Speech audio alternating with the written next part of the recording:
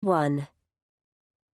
The Holiday Haven Inn was open for business, and we were always ready for the occasion. I stood on a stepladder, affixing a banner over the door to the hall, which said, 5 years of festive cheer. Genuine snowflakes drifted from the ceiling, while the large Christmas tree in the corner remained up all year round, decorated with glittering baubles. Snow dusted the front desk of the reception area, tinsel adorned the windowsills, and everything sparkled with festivity. This weekend marked 5 years since my best friend and I had flown, literally, up to the North Pole to start anew in Holiday Haven. So we'd opted to host a major event to celebrate. Perhaps we'd gone a little overboard with the decorations, but everyone in Holiday Haven knew how to get into the spirit of the season. In an enchanted town where Christmas was celebrated every day, no matter the time of year, you kind of had to. Behind the desk, Mercy hung up the phone, tucking a strand of her curly dark hair behind her ear. A thick red scarf was wrapped around her neck, matching the rest of her red and white ensemble, and she came over to join me next to the stepladder I stood on in order to reach the right spot above the door and finish putting the banner into place. "Nice job, Carol." "Thanks." I smiled up at the glittering banner, which I'd spelled so that the letters glowed in the dark. I rarely use those spells these days, but it was one of the more useful skills I'd inherited from my parents. Possibly the only one, in fact. Entrepreneurial spirit ran in my family too, but it had been Mercy who'd masterminded our whole scheme to move to the North Pole to begin with. Even that sounded saner than some of the schemes my family had come up with, including the part where we'd moved into an abandoned shack and converted it into an inn for guests from out of town. But we'd built a successful business over the past 5 years, and I allowed myself a moment of pride for what we'd accomplished.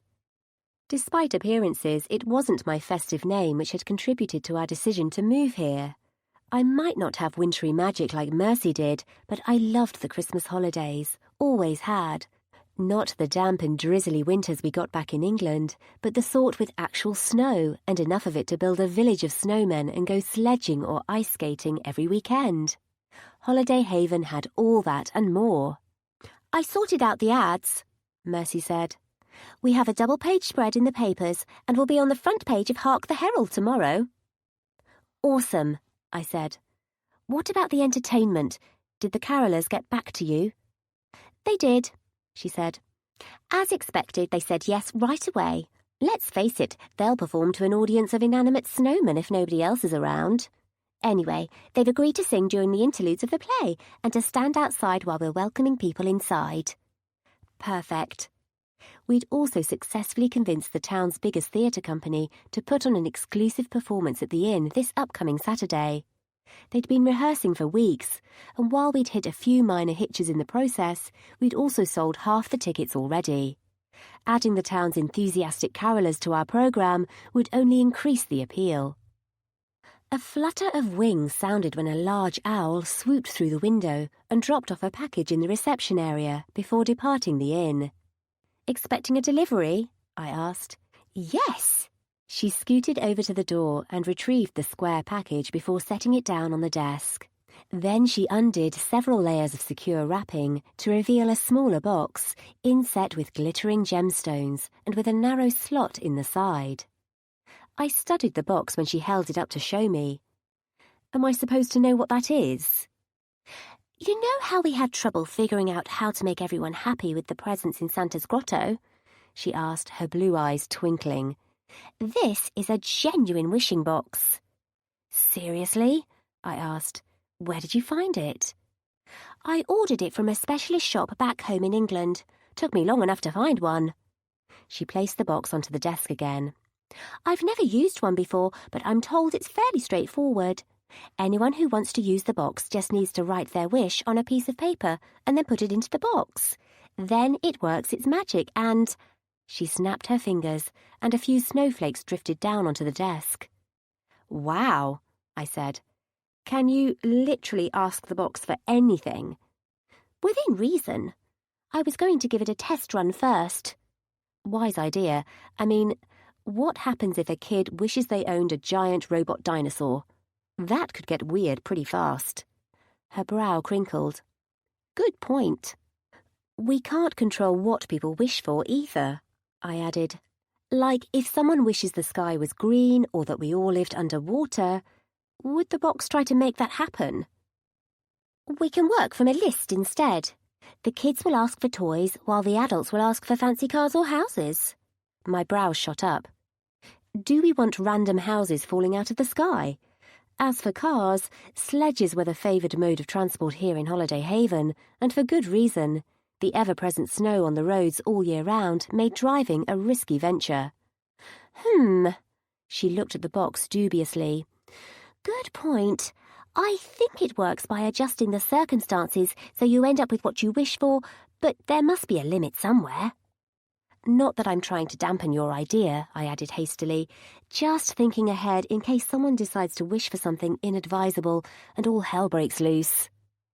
The last thing we needed was for our weekend celebration to be derailed if someone decided to wish for world domination or something. I'd grown up surrounded by so much weirdness that imagining what one of my family members might have done if they'd got hold of a wishing box was enough to make me reluctant to hand it over to the public. On the other hand, if we were careful to check that no wish was likely to result in any trouble, then what harm could it do? I'll test the box out later, she said. Also, I'll keep it hidden until the main event so that we don't give away the surprise. Good idea. I can see Janice getting a wishing box of her own just to try to compete with us. Janice, who owned the only other Holiday Inn in our part of town, was forever trying to undercut us and take away our potential customers. It annoyed her to no end that we'd put together such a big event at short notice, and I wouldn't put it past her to swipe the idea for her own at the first opportunity. It certainly wouldn't be the first time she'd done so. Still, I was confident the wishing box would prove a hit with our guests, especially as it was the real deal. Most people would be clamouring to get in line to have the chance to make their own wishes come true. Yeah, I wouldn't put it past her, said Mercy. I know for a fact that she's still mad because we snagged the best theatre group in town. Too right. I walked behind the desk to the wooden door leading into the back room, which we'd converted from a supply closet to a backstage area the theatre group could use as a changing room between acts, since another door inside the room connected it to the hall where the main performance would be taking place. I entered the hall, surveying the wide stage we'd set up for the production. Rows of chairs filled the rest of the space, while tinsel hung in loops from the walls. 4 days remained until the main event kicked off, and now all we needed was an audience. I pushed some chairs into line, hearing Mercy's voice from the reception area talking to someone. A moment later, she entered the hall and beckoned me over, her usual cheer notably absent from her expression. Carol, some guests just showed up. They look a bit odd. My brow furrowed. We're at the North Pole in a town inhabited by elves, abominable snowmen, and talking animals. What's too odd for Holiday Haven? Come on, she said, looking decidedly uncomfortable. Judge for yourself. Wondering what had her tinsel in a tangle, I walked after her into the reception area via the back room. We still have enough rooms for guests, don't we? Of course. That's not the problem. Then what could possibly be odd about them? I trailed off, looking in horror at my own parents, who stood in the lobby next to a collection of large suitcases. Both of them were short and blonde, like me, though their thickest winter coats were bright where I tended to wear dark colours. What set us apart, though, was on their heads. Mum wore a giant red hat decorated with silver tinsel and glittering fairy lights, while Dad wore a bright green one, decked out like a Christmas tree. Even Mum's tabby cat Charlie wore a miniature red hat between his pointed ears. That was the family business, novelty hats, and boy had I seen enough hat-related nonsense for a lifetime. Why had they come all the way up to the North Pole for an unexpected visit this week of all possible weeks? Even by the standards of Holiday Haven, they stood out, and everyone in town would have noticed their arrival. Oh, hello, Carolyn! Mum's hat bounced on her forehead, its lights flashing, while I silently debated the feasibility of booking them a last-minute flight to the South Pole instead, or going there myself. The only person who didn't wear a hat was my sister Bella, who sloped in behind them wearing a plain beige coat and looking about as enthused about their visit as I did. Mum's hat came close to toppling off her head as she bobbed around in excitement, taking in the stack of brochures in the reception area and the 5 years of festive cheer sign hanging over the door to the main hall. "Is that real snow?" "Looks that way," Dad said. "It's great to see you, sweetheart." His hat burst into a loud rendition of "Oh Christmas Tree." Bella's expression of utter mortification matched my own, and I wished, well, if I opened that wishing box right now, I'd probably wish to turn myself into a tree ornament for the duration of their visit. Please tell me they aren't staying until the weekend.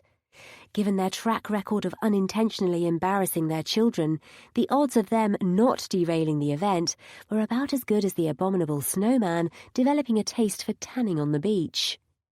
Why, universe, why? "Hey, Mum and Dad." I tried to inject enthusiasm into my tone, or at least sound less horrified, but there was a reason we'd hired actual actors to take part in our play. I couldn't believe my family had come all this way without giving me warning first, or that Bella had let them. She hated cold weather and was disdainful at best towards the holiday season. Imagine Scrooge as a 20-year-old blonde, and you'll get the picture. Why had she thought my parents' visit was a good idea, much less willingly come with them?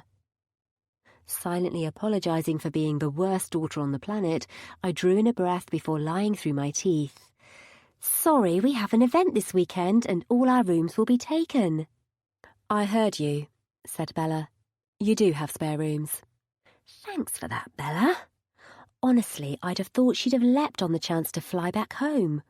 What had Mum and Dad bribed her with to convince her to join them? "We have one spare room," I corrected myself. "It's right above the reception area, in which you'll be able to hear Christmas music playing from early in the morning until night." Bella's nose wrinkled. "One room." "One suite," said Mercy. "2 beds. You 3 will have to share a room, I'm afraid." I hoped Bella would flat out refuse, but no such luck. "Fine." I tried to catch her eye, wanting to ask why on earth she'd let Mum and Dad drag her all the way up here, when we both knew she'd rather be partying on a beachfront instead. Did she really miss me that much? I sincerely doubted it. "Perfect," Mum beamed. "We'll take it. We'll be staying for a week, right?"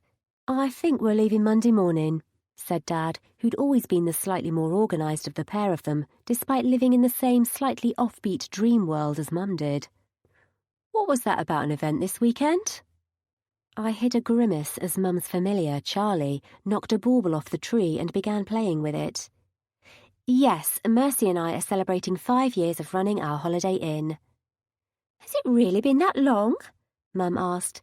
"To think we haven't come up to visit before now. We're long overdue." "I've come to see you at least once per year, though." It wasn't as though I didn't call them regularly, either. It would have been nice if they'd at least mentioned their plans during our last chat, before showing up here. "I don't remember when we last talked about you coming to visit." "Nor me," said Mum.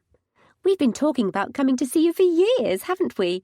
I know how busy you are, but we had a free week and Bella is off for the holidays, so why not?" "Why not indeed?" Dad said. I could think of plenty of reasons, but I held my tongue as Mercy handed them the keys to their room. Before they headed for the stairs, Mum went to catch her familiar, who was having the time of his life batting at the baubles on the tree. Bella surveyed the reception area. I expected bigger. We started with 0 budget. I tried to keep my tone pleasant. This place was a dilapidated shack when we first moved in.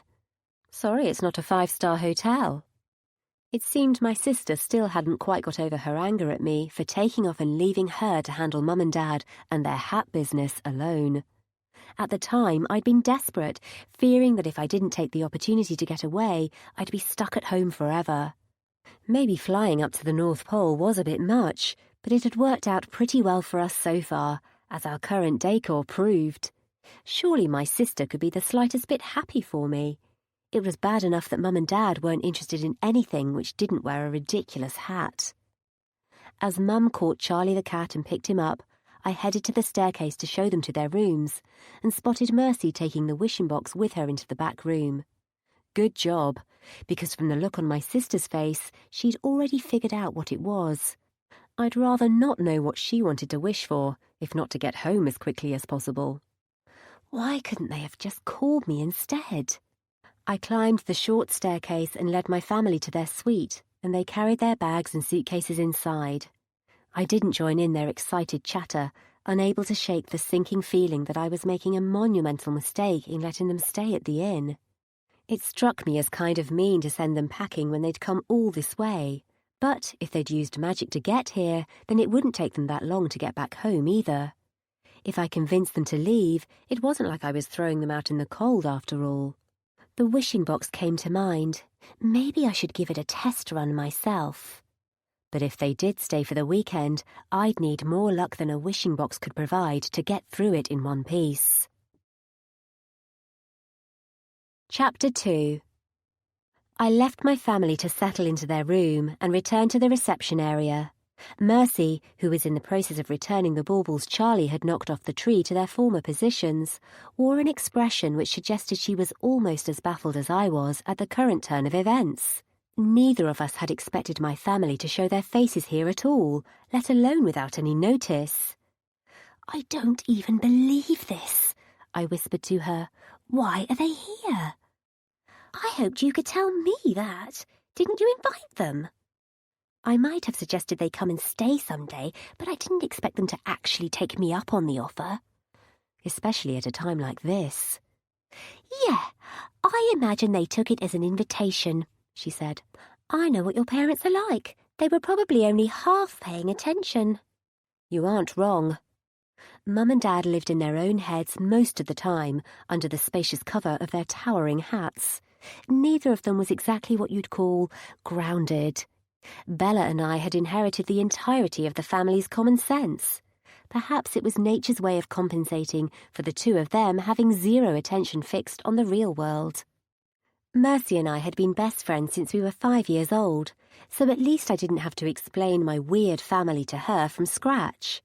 Still, I didn't blame her for being wary about their presence here, especially considering our first business endeavour, an ice cream shop, had gone down in flames when Bella had decided to replace our caramel with mustard. At the time, Mum and Dad had insisted she didn't know what she was doing since she was only a teenager. As if teenagers couldn't be scheming and vindictive.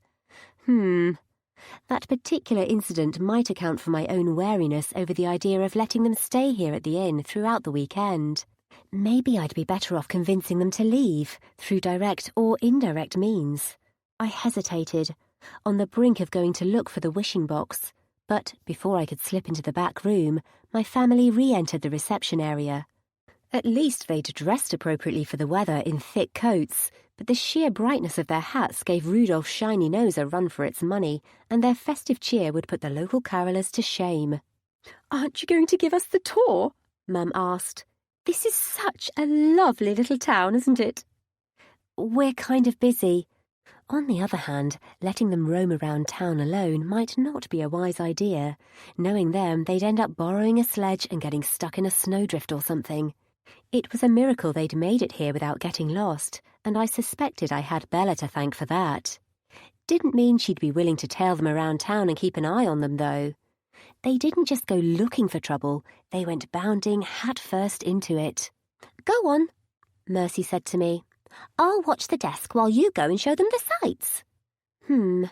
Maybe it was a good idea for me to keep my family busy while Mercy took over the business side of things. It wasn't like they could get into too much trouble if I kept an eye on them, right? "Okay, I'll show you around," I said, resigned. "Fantastic!" Mum practically skipped with excitement as she followed me out of the inn, while Dad wandered behind her, humming to himself. Bella wore her usual scowl, but she followed us without a fuss. I suspected she'd slip away as soon as my back was turned, but she wasn't the person I needed to watch. Still, if I managed to tire out my parents, I might get a spare moment to use the wishing box to convince them to fly home before the weekend. It'd take a huge weight off my mind and would also enable them to experience the highlights of Holiday Haven without risking jeopardizing our event. Win-win. Bolstered by my plan, I took the lead. The group of snow witches Mercy and I had built outside the inn proved a hit, especially when I mentioned that they hadn't melted in all the years they'd sat on either side of the doors with sculpted hats and broomsticks. As we walked through the neighbourhood, Mum and Dad exclaimed and pointed at anything that looked remotely interesting, which was most things because Holiday Haven did spectacle and style with aplomb. Clusters of carolers sang outside shop windows piled with lovingly wrapped gifts. Sledges sailed past pulled by huskies and reindeer, and groups of snowmen which never melted sat on street corners. As their excitement refused to abate, I started to wonder if it would even be possible to tire them out. From their back-and-forth conversation, it sounded like they'd already amassed a dozen ideas for new hats they'd create when they got home. Between that and the fact that Dad's hat kept breaking into song, I didn't blame Bella for backing farther and farther away from our group. I couldn't exactly pretend not to be with them since I was their tour guide, so I took them into the confectionery shop, from which they emerged with their jaws gummed shut with delicious warm toffee. Having successfully silenced them for a few minutes, I then took them to the local cafe. Cheery locals wrapped in colourful scarves and warm coats sat in huddles at tables, exchanging the latest gossip. I caught a few words about Jack Frost being missing and something about the local reindeer sanctuary, at least until their attention caught on Mum and Dad's vibrant hats. Luckily, the other customers seemed to find their hats adorable rather than cringeworthy, and we departed with takeaway cups of hot chocolate in hand. I took a long sip, and the warmth went straight to my toes. The local hot chocolate always put me in a good mood, at least until I realised Bella hadn't come inside the cafe. In fact, she was nowhere to be seen. "I think Bella wandered off," I remarked to the others. "Oh no," said Mum. "What if she's got herself lost?" "I'm sure she'll be fine," I said. "She's resourceful. Anyway, she might want to explore the town by herself for a bit." "But she doesn't know the way back to the inn, does she?" asked Dad. "She probably remembers," I said.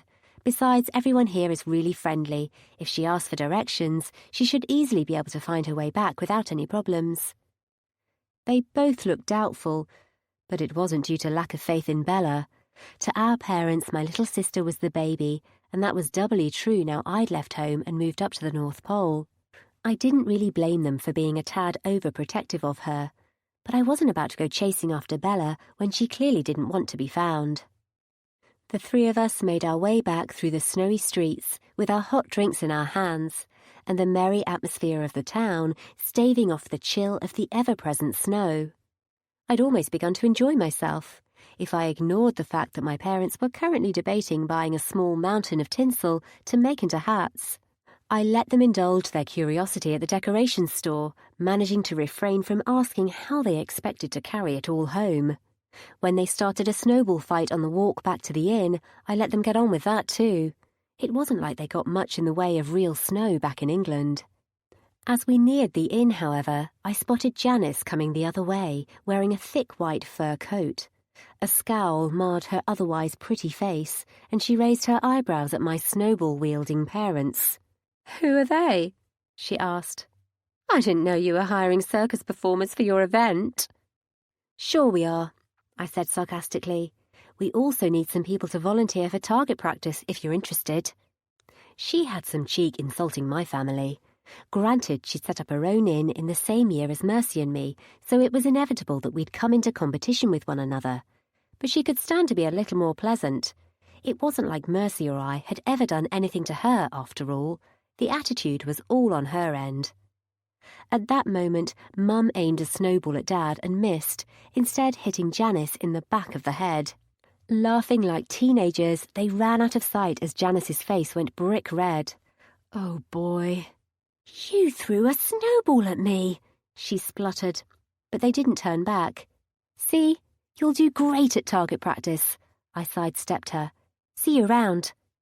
I watched my back as I rejoined my parents, in case she decided to lob a snowball at me in retaliation, but she seemed too startled to react. Hoping Mum and Dad thought my face was flushed from the cold and not embarrassment, I continued to lead the way back to the inn. Oops! Mum slowed her pace. I didn't mean to hit that girl. Let's hope she doesn't try to get you back for it. I veered to the right towards the snow witches outside the inn. Janice is known for holding grudges. I thought everyone was friendly here, said Dad. There's always one anomaly. While I might be comparatively new to Holiday Haven, the residents had done their absolute best to make Mercy and me feel welcome. With one exception. Janice barely registered most of the time, her presence a sour note which went unheard when she wasn't swiping our ideas. Why she'd been wandering around our small corner of town, I had no idea. I pushed the door to the inn open, wiping a sheen of snow off my sleeve. Inside, Mercy stood behind the desk with the phone in her hand, sounding slightly frazzled as she spoke to the person on the other end. Maybe she'd seen Janice herself, though I couldn't think why she'd willingly drop by for a visit. Mum lobbed one last snowball at Dad, who bore it cheerfully before stepping into the reception area. I gave him a stern look when he moved to pick up a handful of snow from the desk, motioning to Mercy to indicate that she wouldn't appreciate them continuing their snow battle while she was on the phone. I hope Bella finds her way back, Mum said to me, thankfully getting the message. She will, I said. I'll wait for her down here. You go and change before you catch a cold. Mum and Dad went to their room to change out of their snow-covered clothes, while I hovered in the entryway. I hoped my sister didn't get lost, but I couldn't picture her staying outside in the snow for long. I also hoped she didn't run into Janice, come to that. If the two of them came to blows, I wasn't entirely sure who'd come off worse. Mercy hung up the phone. Marcus is being so demanding. You'd think we were hiring him to act in the West End, not a low-budget theatre production for a few tourists. How'd the tour go, anyway? Fine, until Bella ran off. I'm sure she'll be able to find her way back, but she's prone to being a little unfriendly. Let's just say she wouldn't fit in here at Holiday Haven. I noticed, she said dryly. I saw Janice outside too. Mum accidentally hit her with a snowball. Oh, great! Bet she loved that. If someone sends us reindeer dung in the mail, we'll know who's responsible, I said. I wondered if she'd dropped by here. I didn't see her, but she was probably sneaking a look through the window. I bet she's kicking herself for not thinking of hiring out her in to put on a theatrical production. She's scoping out the competition, I guess, I added, thinking of the nasty look on her face when she'd seen my parents. At the memory, an odd defensiveness took hold of me. I might be embarrassed on my family's behalf on a regular basis, but that didn't mean I appreciated it when people like Janice made insulting comments about them. Mercy rolled her eyes. I wouldn't mind foisting Marcus on her, I wouldn't lie. But his theatre group is the best in town, even if they act like divas sometimes. What's his problem, then? I asked. The costumes haven't arrived yet, which would be because I only just ordered them. I forked out for expedited shipping, so they ought to show up by tomorrow morning at the latest, with plenty of time before the dress rehearsal. Exactly, I said. The dress rehearsal, though. I can't entertain my family while supervising the theatre group at the same time. I know. I wish I could guarantee it'll all go without a hitch. It'd be a huge weight off my mind. Would the wishing box be able to do that? That's one way to give it a test run. I can wish for a guarantee that the event goes as planned. That would be much better than asking my parents to leave. Aside from Bella's disappearance, we hadn't had a bad time on our tour of Holiday Haven, and if it was possible for us to enjoy the event despite our unexpected guests, then I'd do my best to make that a reality. Oh, good idea, she said. I did look up the instructions for using the box, and it sounds like it ought to work as long as you're specific with what you wish for. If you wish for good luck, it's too vague, but if you mention the event in your wish, it ought to work out just fine. I like the way you think. Where'd you put the box? Should still be in the back room. I pushed open the door at the back of the reception area, scanning the small space within. The coat rack and shelves we'd put in there for the theatre group remained in place, but there was no sign of the wishing box anywhere in the room. Where'd you leave it? I crouched down and peered under the shoe rack then, behind the table. Mercy's voice came drifting through the door. On the table. Why? It's not here. I rose to my feet and searched every inch of the room, dread rising inside me when I still found no sign of the box. I then pushed open the door connecting the room to the main hall, finding it empty aside from the rows of chairs lined in front of the stage. The gleaming box would have stood out by a mile, but nobody but Mercy would have moved it, right? Has anyone else been in here? I re-entered the back room, trying to keep the panic out of my voice. Not that I'm aware of. She joined me, her eyes widening with concern. It can't be gone. Nobody has been in here except me. Mercy and I did another thorough examination of the room before moving to search the hall. At the back, a rarely used emergency exit drew my attention like a neon sign. You don't think anyone sneaked in through the hall while you were on the phone and stole it? When was the last time you came in here? Her eyes rounded. Before you left the inn. How many people had even known we had the wishing box, much less had been able to access the back room without Mercy spotting them? Mum and Dad might not have seen the box earlier, but Bella had, and of the three, she was the person most likely to want to take it for herself. Even if she didn't actually want to wish for anything, she might have just wanted to annoy me. If she'd intended to use it to wish herself away from here, I almost didn't blame her, but she was the one who'd offered to accompany my parents in the first place. Besides, the box was ours. Out of any other ideas, I made for the stairs up to my parents' suite and nearly collided with Bella entering through the front door. Oh, good, you found your way back, I said. She grunted and walked upstairs ahead of me, trailing snowy footprints in her wake. You managed to get Mum and Dad back in one piece, then? More or less. They did buy half the tinsel from the decoration shop. I paused for an instant, then followed her upstairs. Also, have you seen a box? We're missing one. She didn't turn back. What kind of box? A box covered in gemstones. It's disappeared from the back room. You saw it when you first showed up here, right? Mercy had it. I don't remember a box. I didn't believe she'd really forgotten, but I'd rather avoid kicking off a pointless argument if it turned out she wasn't responsible for its disappearance. I caught her up at the top of the stairs, where the door led to the suite she and my parents shared. One peek through the door showed me an entire menagerie of hats had already taken over the room. Carolyn, said Mum, want to come and try on these hats? We could use a model. Oh boy. No thanks. If the box had ended up in their room by mistake, there was no way I'd be able to track it down hidden in that mess. It probably wasn't worth worrying too much if Bella had borrowed it, but it had vanished right when I needed it most. I returned to the reception area, my mood dimming. Who'd been near the inn in the last few hours? Janice's face swam to the forefront of my mind. She hadn't sneaked in here and taken the box, had she? It wasn't like I'd be able to prove it if she had, but it was just the sort of thing she'd do. Regardless of who'd taken it, without the box, I couldn't send my parents back home before the weekend. They'd be staying here for the duration, and now there was no guarantee the event would go ahead without a hitch. I'd just have to deal with all the potential problems the regular way then, without magic. Chapter 3. I left my parents and Bella upstairs in their room, while Mercy and I made yet another attempt to find our missing wishing box. By now we'd combed the entire downstairs floor and a fair bit of the upstairs too. Since neither of us had removed it from the back room, someone else must have done so. Even a magic box couldn't disappear into thin air, as far as I knew.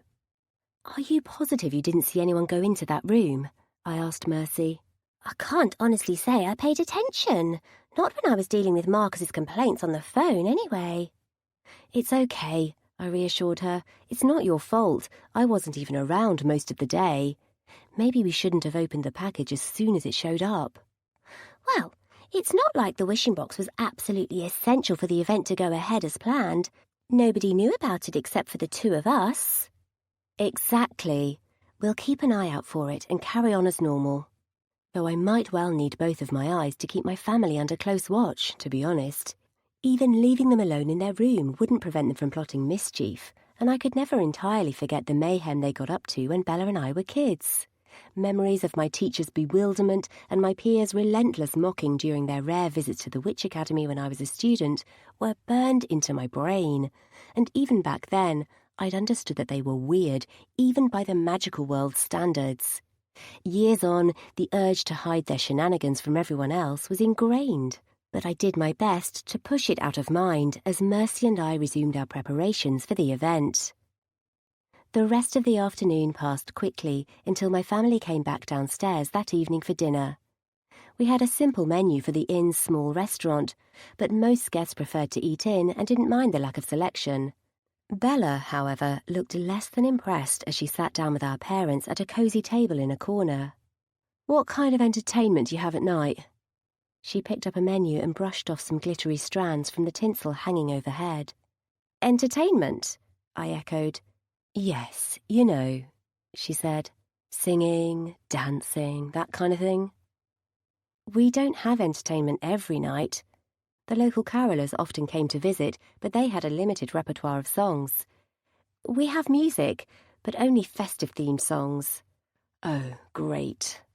I bit back the urge to ask what she'd expected from a town called Holiday Haven and said, "If you're staying for the weekend's event, there's a full theatrical production on Saturday and a lot more entertainment planned. Usually we don't have the audience for it." The theatre company's dress rehearsal was set for noon tomorrow, and my nerves spiked at the prospect of going through it with my family still here. Bella's expression remained unimpressed throughout the evening, though it didn't help that Mum and Dad had also discovered the town's most popular brand of eggnog and consequently were rowdier than ever at dinner. Thankfully, they managed to refrain from doing anything too outrageous, other than asking the other guests for their opinions on festive hats. Pretty harmless, all things considered. Soon enough, they tottered off to bed, pursued by Charlie. I had to stop the cat from swiping some of the table decorations on the way out, and when I found Bella tailing behind, I waylaid her before she could catch up to our parents. "Why did you come here?" "Why'd you think?" she said. "To stop them from getting into trouble." "You didn't have to. I know you hate the Christmas holidays and we're kind of short on any other theme here." She gave a shrug. "So? Doesn't mean I thought it was a good idea for them to go off to the North Pole alone. Knowing them, they'd have ended up at the South Pole instead." "Couldn't you have talked them out of it?" "I haven't tried to talk them out of anything since that time when I was 6 and they wanted to send me to school wearing that hat shaped like a traffic light."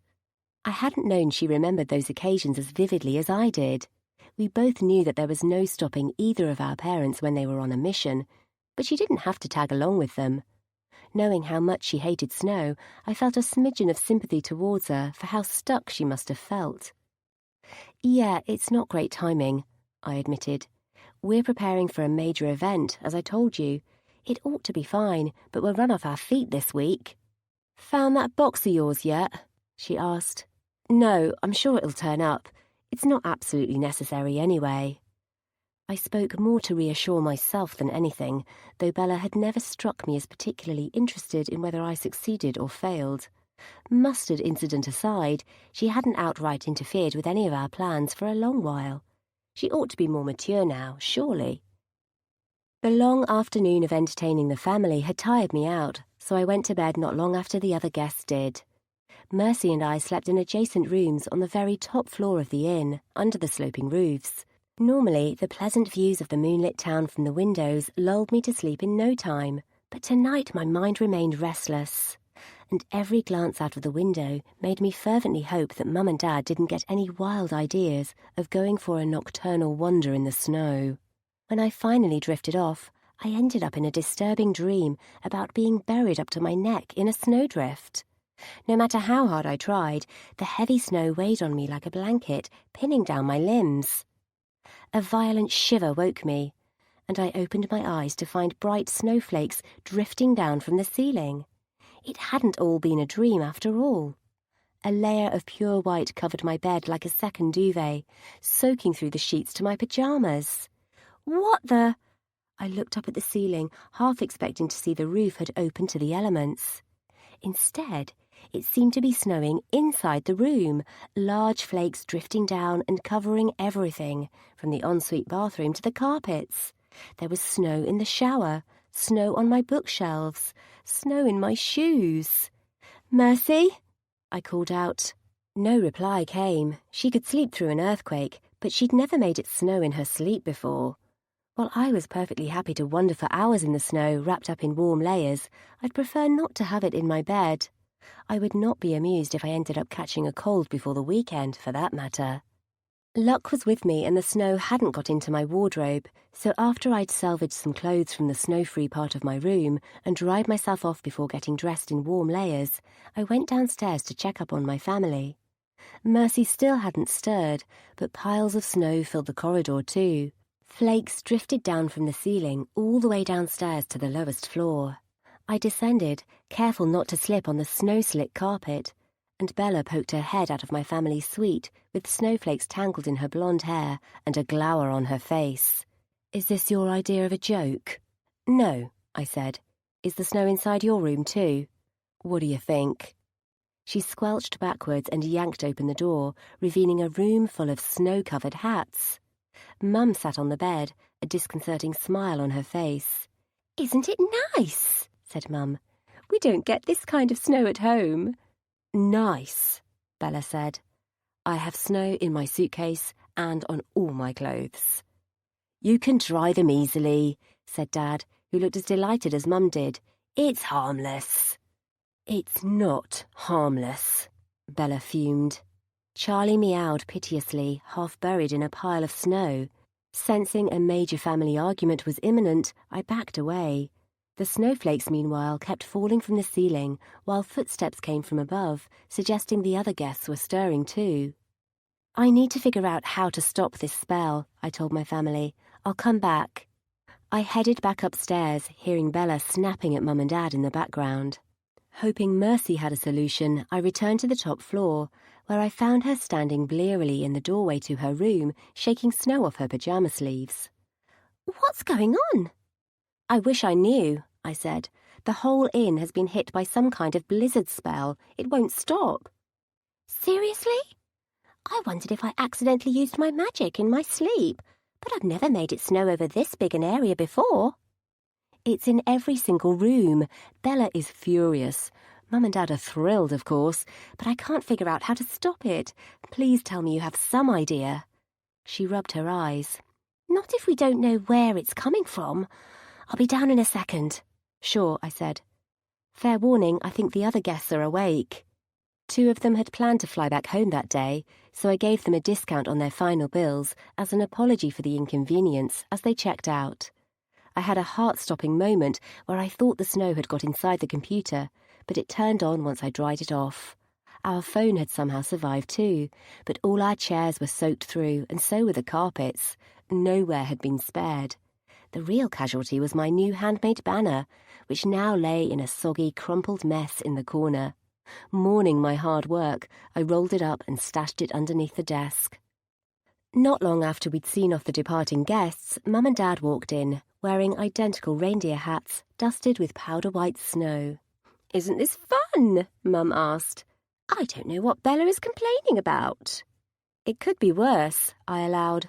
"I don't suppose either of you two knows how to stop a magically conjured snowstorm. Neither of us have managed to figure it out, and Mercy has winter-themed magic of her own." "I'll see what I can think of," said Mum. "Where's breakfast?" "In there." I pointed to the door leading into the small restaurant, which was also buried in snow. Not that it bothered either of my parents. They were happy enough eating cornflakes with snow instead of milk, while I cleared piles of snow off the coffee machine.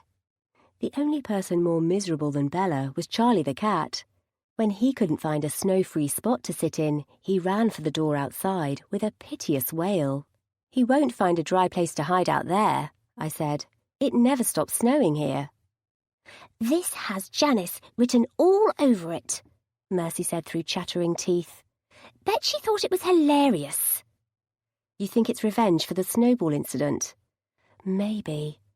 I didn't know anyone else who harboured such a grudge against us that they'd make it snow inside our guests' rooms." I can't tell whether the spell was cast inside the building or not. I'd guess not, unless she wanted to risk getting caught breaking and entering, Mercy said. The spell can't keep it snowing forever, though, especially if she isn't in the area. If we'd had the wishing box, we might have been able to reverse the spell easily enough, but we didn't. Typical. I hope you're right. Her expression brightened. On the plus side, at least it fits the theme. It's not like it's raining frogs or something. At that moment, Bella wandered into the reception area, her blonde hair tucked into her furry hood. I can't believe you live at the North Pole and you don't know how to stop it snowing. I don't normally want to stop it snowing, I informed her. She rolled her eyes. You seriously like this cold, wet stuff? Yes, granted I'd rather it wasn't in my room, but it usually snows outside, not indoors. Well, I want it gone. What are you doing about it? Trying to figure out where it came from. I think it's the type of spell which will run its course within a few hours, unless we find the culprit and get them to stop it, and we don't know who that is. Nor did we have any proof of Janice's involvement. The snow was a minor nuisance, really, not something worth involving the police over. Unless she'd been the one who'd taken the wishing box too, of course. Someone threw a snowstorm at you on purpose? Asked Bella. It's not likely to be an accident. Not if the spell was cast in the middle of the night while we were sleeping, anyway. I wasn't about to confront Janice in person until we'd exhausted all our options for getting rid of our impromptu snowstorm, and I definitely wouldn't stoop to begging her to reverse the spell. Even if she was the culprit, she had better things to do than torment us all day, surely. Bella shook her head and walked away, leaving me and Mercy alone in the reception area.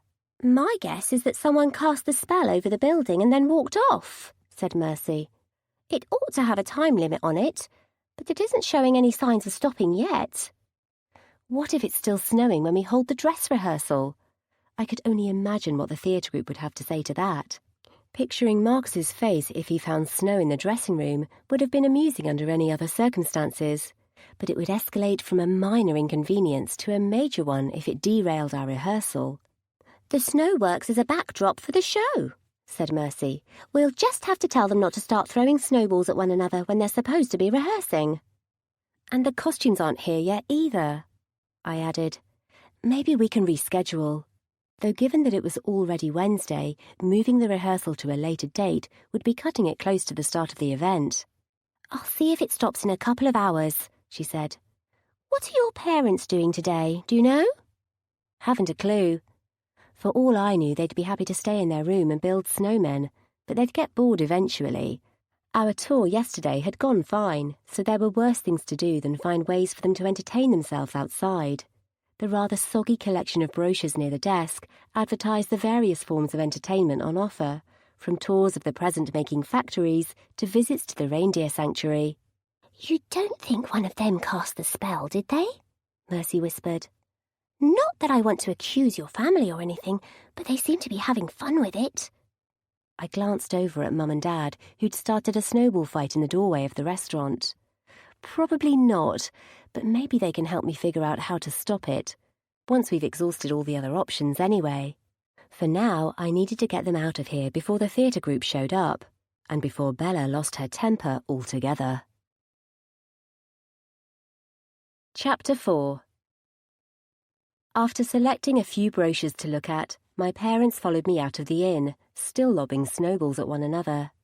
My goal was to get them exhausted enough not to cause trouble later on, but they had more energy than toddlers hyped up on sugar, and an unending sense of adventure. If anything, I was the one who needed to lie down after the first hour of following them around the snow-laden streets. And I was still none the wiser as to where the snow spell had come from, nor where the wishing box had disappeared to. In fairness, it was kind of impossible to get a word in edgeways to ask my parents any questions while they kept running around throwing snowballs and trying to knock one another's hats off. Bella, meanwhile, grew more and more visibly annoyed until a snowball misfired and hit her in the back of the head. At once, she wheeled on both of our parents with a snarl of annoyance. Can you cut that out? Both my parents looked startled to hear her yell at them, and they exchanged concerned glances. Sorry, said Mum. "Won't do it again." They stopped throwing snowballs at least, but they retained their air of eagerness and excitement as we continued on. At least they'd slowed down enough for me to keep pace with them, without risking taking a snowball to the face, so I fell into step with them. "I don't suppose either of you has seen a box?" I asked. "What kind of box, sweetheart?" asked Mum. "About the size of my palm and decorated with jewels. It disappeared at some point yesterday from the back room of the inn." "Oh, that one," she said. "It's a wishing box, isn't it?" "Wait, you saw it?" I asked, disarmed. "Yes, it was on the desk, wasn't it?" It was. Before Mercy had taken it into the back room, anyway. I hadn't known they'd been paying attention at the time. It went missing at some point yesterday. If it hadn't, we could have used it to get the snow to stop. "Oh, I'm sure you won't need to resort to that. It'll stop by itself, I imagine." I hoped so, but that wouldn't make the box come back. I opened my mouth to say so. Then I noticed Bella had walked far ahead of our group, perhaps to avoid getting hit by another snowball. When Dad crept up behind her, holding a handful of snow, I shook my head in warning. Getting the message, he took aim at Mum's hat instead. After we'd walked for a while, my phone buzzed with a message from Mercy back at the inn. It sounded like the costumes for the theatre group had finally shown up. "Our delivery for the weekend's event showed up," I told my parents. "I should check on that. You two will be okay, won't you?" "Don't worry," said Mum. "We can take care of ourselves." I didn't particularly want to leave them to wander around the town while they were in such an excitable mood. But as long as they refrained from hitting anyone else with a wayward snowball, they ought to be fine. Besides, it would be best for them to stay away from our costume arrival in case they started suggesting ways to improve everything with absurd hats. It was safe to say that Marcus from the theatre group would not be in favour of that idea.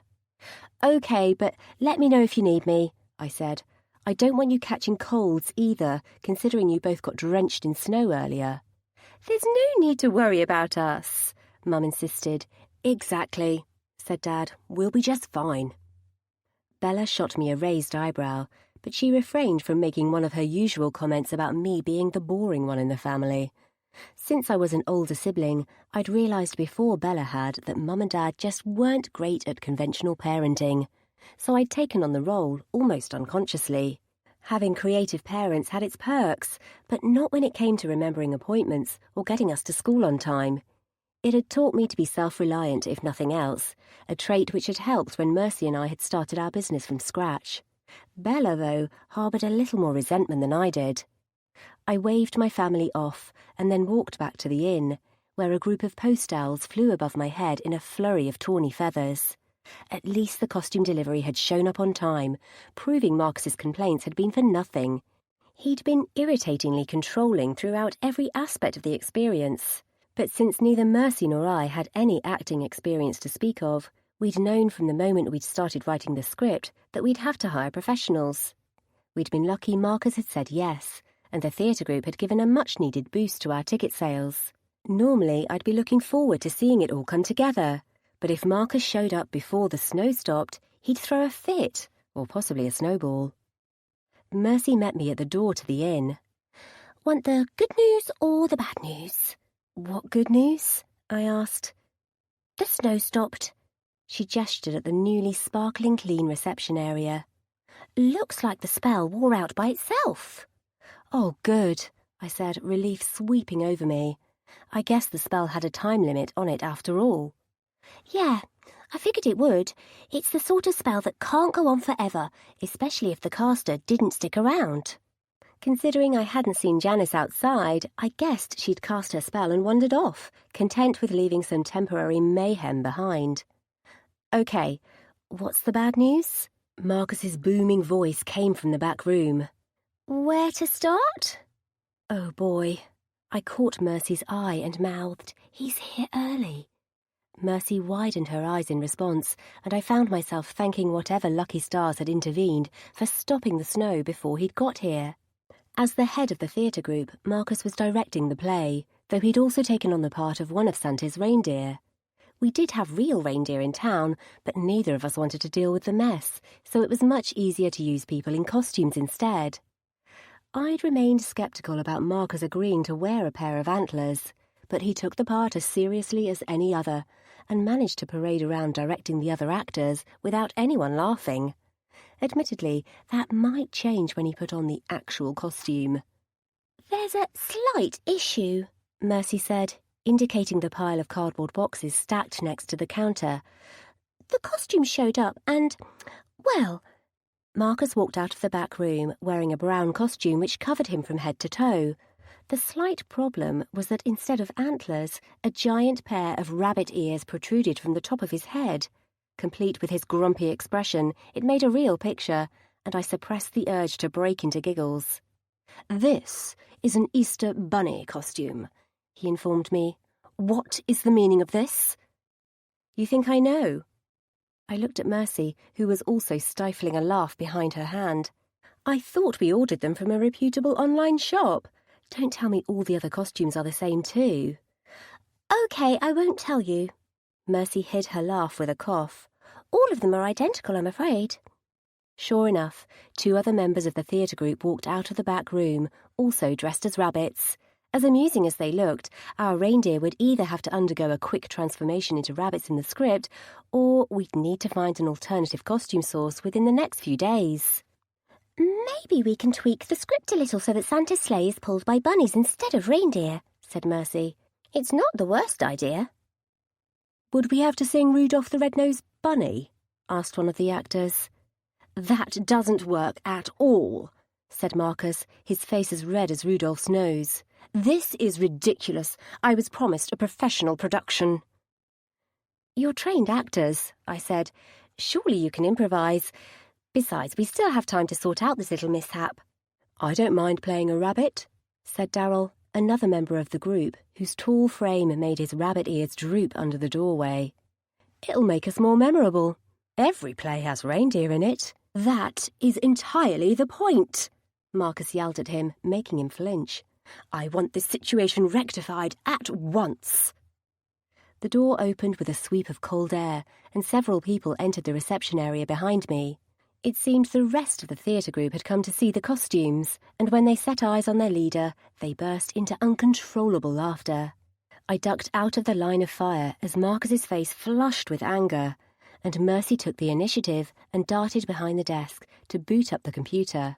While Marcus shouted semi-coherently at his fellow actors, Mercy looked up the confirmation email from the online shop and showed it to me. "Look, it's definitely a set of reindeer costumes I ordered." I peered at the screen. The same order showed up on the receipt too, which suggested there'd been a mistake on the shop's end. "Look," I beckoned Marcus over to the desk. "The order was the right one. There must have been a mix-up." "Evidently someone made a mistake," Marcus said. "You'll have to send a complaint to the shop, and if they don't send replacements at once, we will no longer be acting in your play." He marched into the back room, presumably to change into his regular clothes again.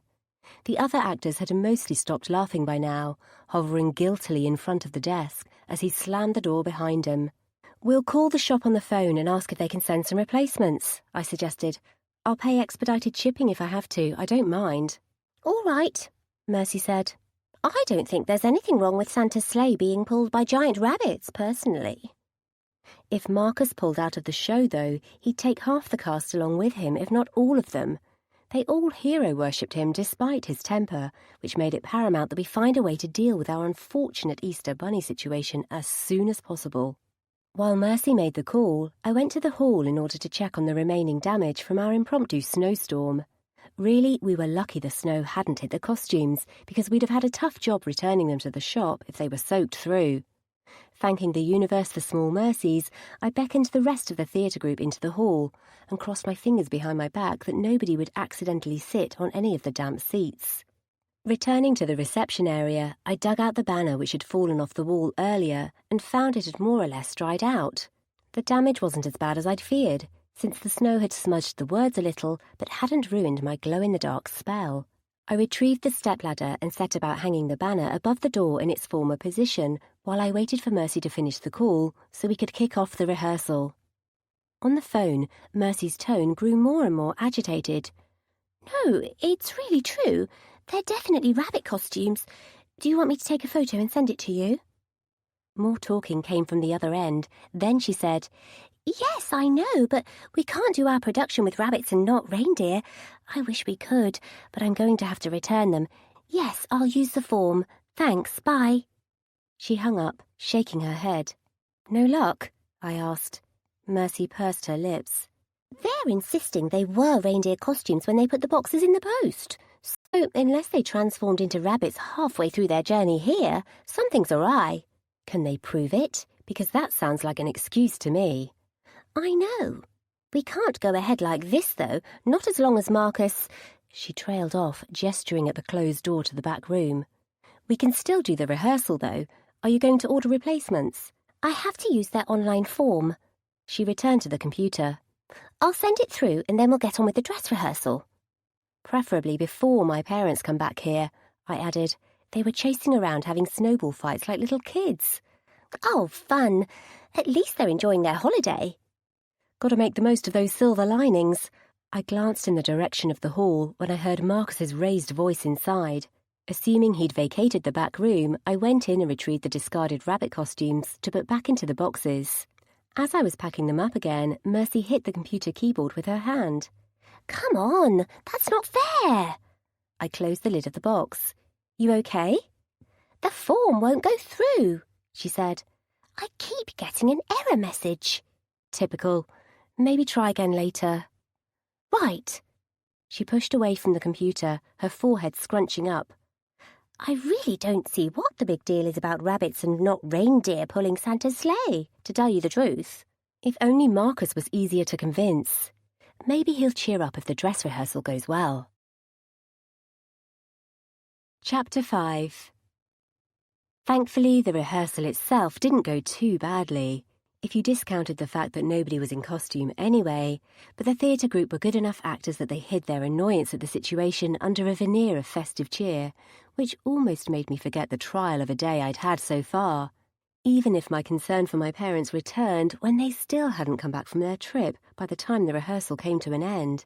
Bella hadn't either, though she probably assumed the inn was still covered in snow and wanted to avoid it until we cleared up her room. I couldn't say I blamed her, since I was still randomly finding piles of snow melting in corners and on top of cabinets. Marcus pointedly ignored Mercy and me on his way out of the inn after the rehearsal had finished, but, if anything, it was an improvement on being glowered at. After most of the theatre group had departed, Mercy began another attempt to order the right costumes. Behind me, the door to the back room jostled as the stragglers from the theatre group prepared to leave. I spotted Darryl among them, eyeing Mercy hopefully, but she didn't notice him. That was nothing new. Everyone knew of his raging crush on my co-worker, except for Mercy herself. When he was the last remaining person in the room, I went to rescue him. Hey, I said. Something I can help you with? Mercy is dealing with the costume situation if you want to talk to her. He glanced at her, then back at me. I heard you were ordering a wishing box. How did you know that? That I hadn't expected. Did Mercy tell you? Oh, am I not supposed to know? Alarm flickered across his features. I'm sorry, I thought it was okay. It is. Or rather, it would have been if the box hadn't gone missing. On top of the costume mix-up, it felt like someone was doing their level best to stop the show going ahead as planned. I mean, we were trying to keep it quiet until the big event. Why? Because I wanted to borrow it. Given the flush on his face, I could hazard a guess as to what purpose he wanted to use it for. Dropping my voice, I said, If you want Mercy to ask you out, then you're better off making a move yourself instead of relying on a box. He shuffled from one foot to the other, his face turning a deep maroon. I thought the box might give me the courage to go ahead with it. I don't even know if she returns my feelings, though. Not sure that's something a wishing box can control. Besides, I'm not an expert, but I think she'd prefer it if you took the initiative. If Mercy didn't return his affections, I wasn't sure even a wishing box would be able to help him. Not that it mattered another box had vanished before we ever got the chance to test its limits. Oh, he said. Okay, that's fine. I actually had a few questions about how the box might work. What kind of wishes are most likely to work? We haven't tested it yet. How'd he had time to assemble a list of questions? Who'd told him we'd planned on ordering the wishing box for that matter? Even I hadn't known until Mercy had opened the package. "OK," he said. "Never mind." I opened my mouth to ask if he'd seen the box, but Marcus's voice drifted in from the reception area again, and I reluctantly suppressed my questions. I'd assumed the rest of the group had left, but apparently their melodramatic leader had decided to stick around to hassle Mercy about the costumes again. All the same, I couldn't help wondering if Darryl wasn't being entirely honest with me. Would he have gone as far as to take the wishing box behind our backs in order to gather the courage to ask Mercy out? Or had his questions been innocent and he hadn't a clue it was missing? He shouldn't have even known we had it, which seemed a major red flag in my book. I walked out of the back room to find Marcus glowering at Mercy over the counter. "I hope you've sorted out that costume order. I won't be pleased if it turns out we've wasted our time on this play." "I'm trying to get the online form to go through," Mercy said. "I'll let you know when it does." "We'll have it sorted before the weekend," I said with more certainty than I really felt. "It's not a huge deal besides. Could be a lot worse." "I shudder to think what your idea of worse might be," he said. I could think of a dozen even less appropriate costumes which might have shown up instead. At least rabbits were vaguely relevant. They just needed to wear some tinsel and they'd be good to go. The audience certainly wouldn't be any the wiser anyway. But voicing that thought aloud wouldn't do any good, so I stepped aside to let the rest of the group walk past. "We'll let you know if we have any updates," Mercy told them. "I should hope you do." Marcus gave Darryl a glare as the other actor shuffled out from the dressing room before leading the group out of the inn. When they'd gone, Mercy and I exchanged relieved glances. "I really like it when people are cooperative," I gave an eye roll. "Makes things much easier." Mercy moved back to the computer. "I'll have to keep trying to submit that form, but I don't see why they can't handle it over the phone rather than making me use their glitchy computer system." "You'd think they'd be willing to help out a customer," I said. "They were downright rude to me on the phone earlier. Not at all what I expected.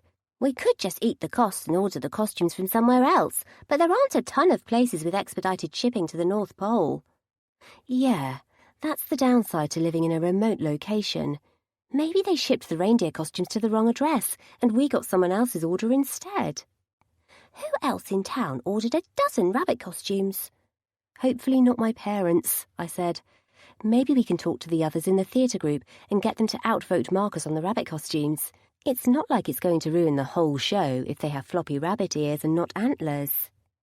"You know how seriously he takes everything, though.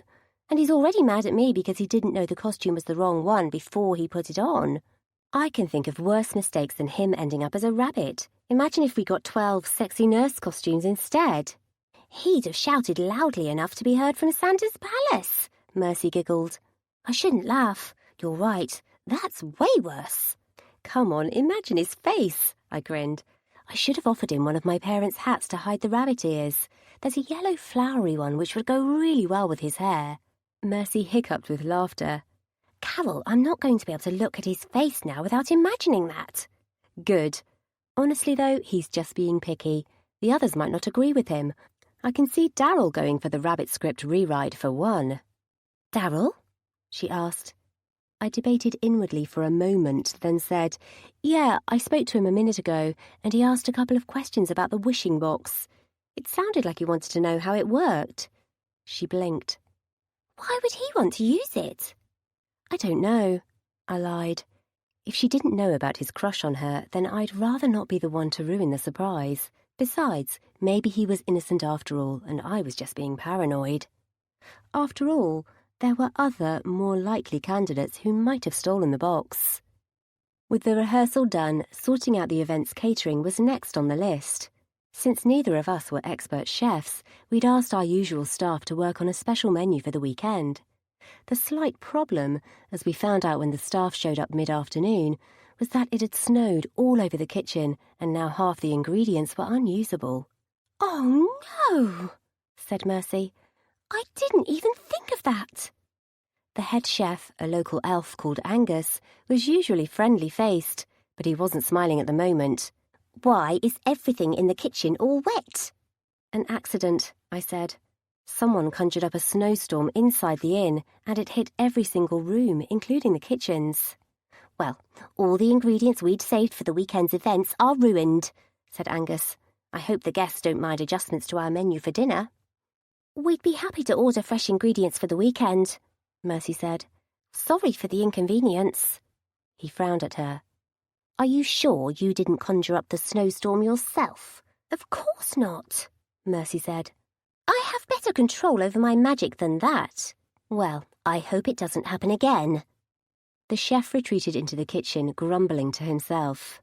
"I hope we have room in our budgets for new ingredients," I murmured to Mercy. "Money's getting tight." "That on top of replacing the costumes, I know," Mercy said in an undertone. "We'll just have to try extra hard to sell all our tickets." "And make sure it doesn't happen again," I added. "Janice ought to pay for the ingredients, really, except we have no proof she's the one who actually conjured the snowstorm." It didn't help my concerns that my parents and sister still hadn't come back from their excursion, so they must have gone somewhere in town for lunch. Perhaps they'd started another epic snowball fight and lost track of time, but I wished one of them would take some responsibility. I didn't have time to chase them around all day, especially now. While we waited for their return, Mercy and I made yet more failed attempts to navigate the costume shop's online form. "Maybe I should call the local costume shop instead," I said, resigned. "Might as well have a backup plan.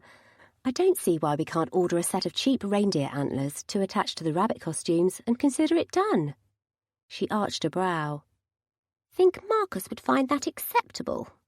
I groaned. This wouldn't be a problem if he didn't mind being a rabbit. Anyway, those costumes would be fine if we just removed the bunny ears and replaced them with antlers. If the audience doesn't look too closely. They're not expecting perfection, are they? Marcus's team might be the best of the local groups, but they have as low a budget as we do. We can't pull handfuls of money out of thin air. "Tell me about it." Mercy grabbed a notepad. "Okay, I'm going to make a list of all the ingredients we need.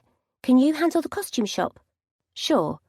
While Mercy went to talk to the kitchen staff, I made a call to Holiday Haven's main costume shop. "Hello," said a male voice on the other end. "Hey, this is Carol from the Holiday Inn. I wondered if we could place an order for a dozen reindeer costumes, since we're putting on an event this weekend." "Ah, Carol and Mercy, right? I wish I could help you, but I'm afraid we already sold all our reindeer costumes we had in stock." "All of them?"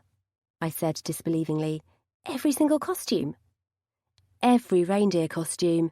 There's a group next week who are putting on a production of Rudolph the Red-Nosed Reindeer, and they needed them all."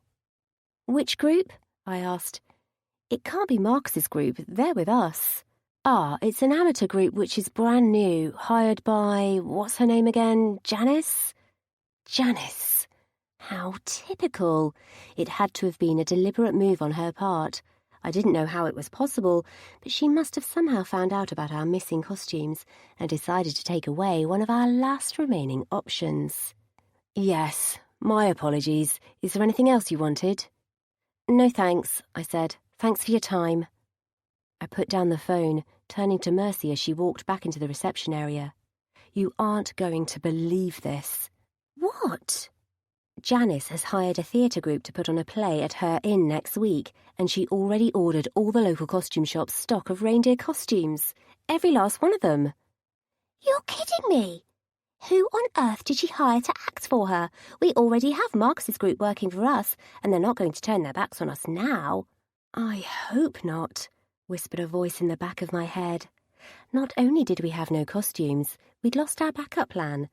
Coupled with the mysterious transformation of our last order into rabbit costumes of all things, it was seriously starting to look as though someone didn't want the event to go through as planned.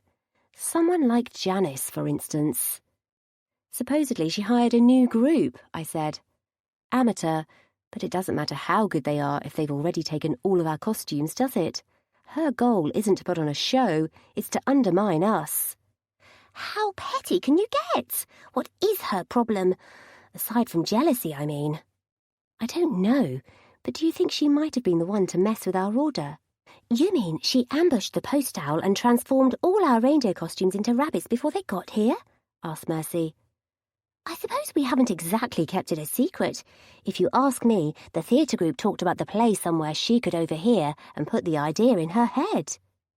Or when she came nosing around here yesterday. Ever since I'd run into her the other day, we'd had nothing but trouble. She hadn't done all this over Mum's misplaced snowball, had she? Yeah, but I can't see how she would have known which company we ordered the costumes from or when they were due to be delivered, said Mercy. Not unless she came in here, which I would definitely have known about. True.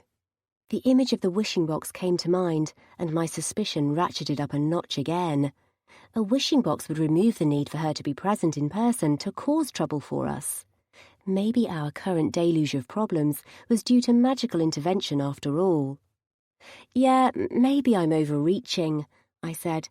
Anyway, my parents have been gone for hours. Best case scenario is that they're having too much fun to come back, but I should probably look for them. Good idea. I'll stay in and wait for the catering order. Should be here within the hour. I'll be back soon. I won't leave you to deal with everything alone. I honestly don't mind. Really, we'd be good to go if not for the snowstorm. And the costume mix-up, not to mention the missing wishing box. Hoping the box wasn't the cause of the trouble, I went to track down my parents. Chapter 6.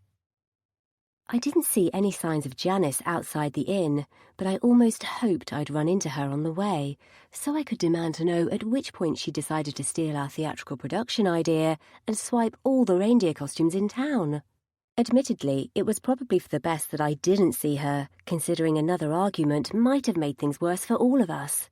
But an irritable cloud hung over my head as I walked, and with my attention divided, I nearly walked into Bella coming the other way. Whoa! I halted. There you are. I wondered where you'd disappeared to. My sister rolled her eyes at me. Where were you? You were as lost in your own head as Mum and Dad.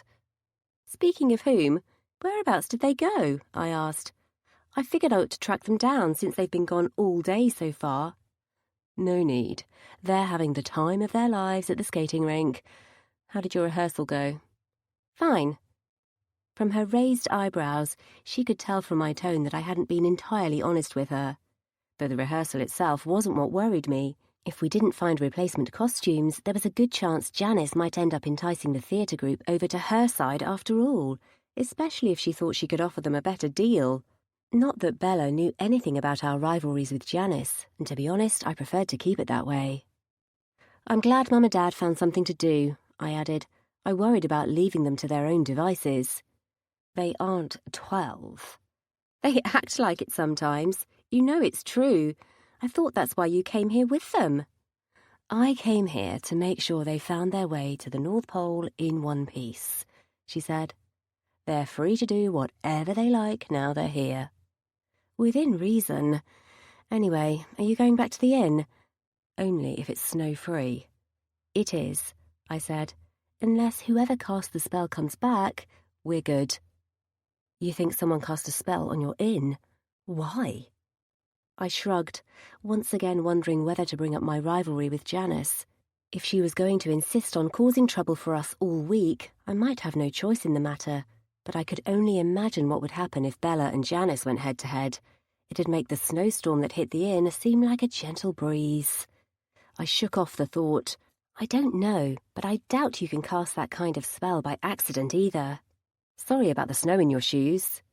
She gave a grunt of acknowledgement as she edged around me, which probably meant you're welcome. Anyway, see you later, I added. As she left, she shot me a suspicious look, as though she knew perfectly well that I was hiding something from her. All the same, I wasn't about to admit to my sister just how much trouble we might be in. We might be siblings, but we hadn't confided in each other in years.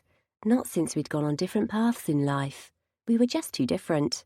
Now, I wasn't entirely sure if I trusted her or not, especially given her inexplicable decision to follow Mum and Dad on their ridiculous trip to the North Pole, when I'd thought she'd find running a marathon with a hangover less unappealing. And now she'd gone and left them to their own devices. Hoping they hadn't got into too much trouble, I headed to the skating rink. It was usually one of my favourite places to go at the weekends after a stressful week, but I doubted I'd get a free moment to have fun until the event was over and my unexpected guests had gone home.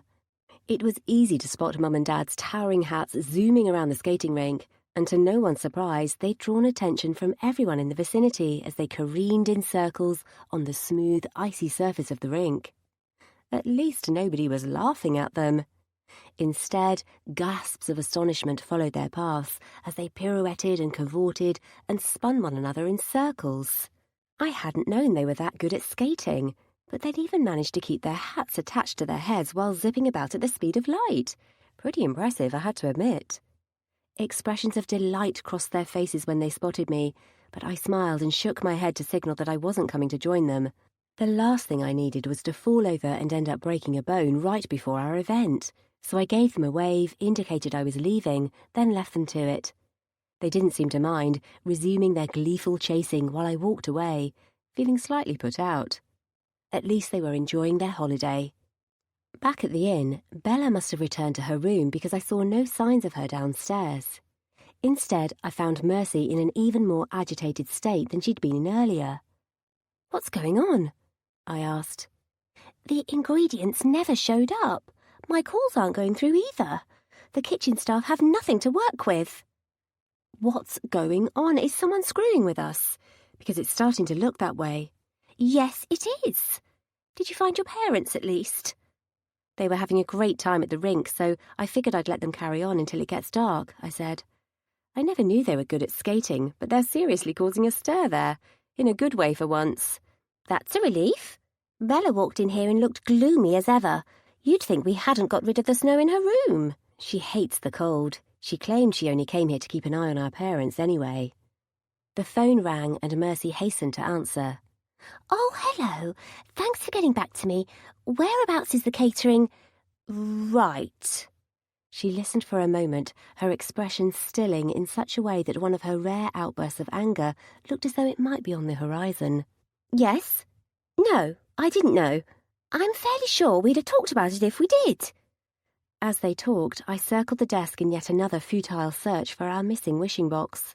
At this point, I was at a loss to explain where it had ended up.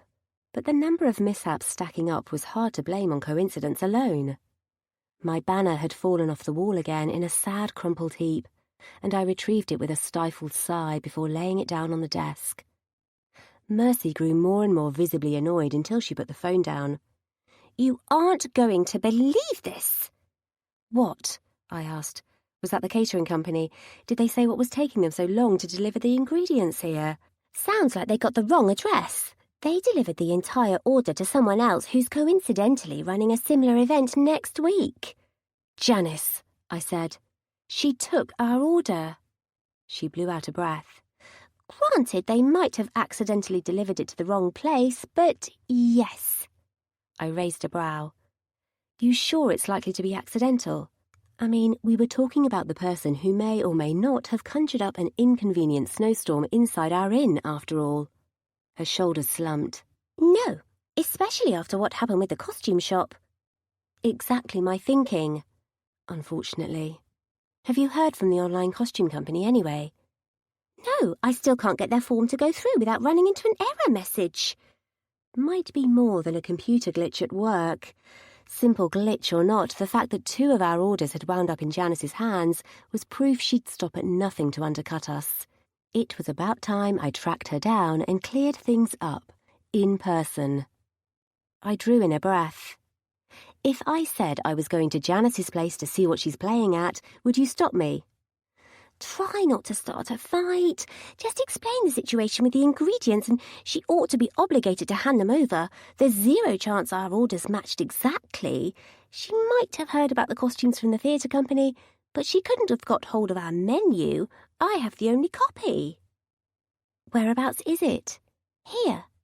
She pushed a laminated piece of paper across the counter at me, and I gave it a scan. "I doubt Janice is going to have the nerve to copy our menu." "I wouldn't speak too soon," I said, reading the list. "Snowflake cakes, reindeer cookies. Did you make all these up?" "With Angus's help. He won't be thrilled if Janice stole our ideas either." "Yeah." The only way she could possibly have known what was on the menu was if she'd taken it from us. But Mercy had access to our copy the whole time. Unless, of course, she'd used the wishing box. With the box's magic at her command, Janice could mess up the entire event without even lifting a finger herself. Like it or not, there was no way to have any certainty about that without speaking to her in person.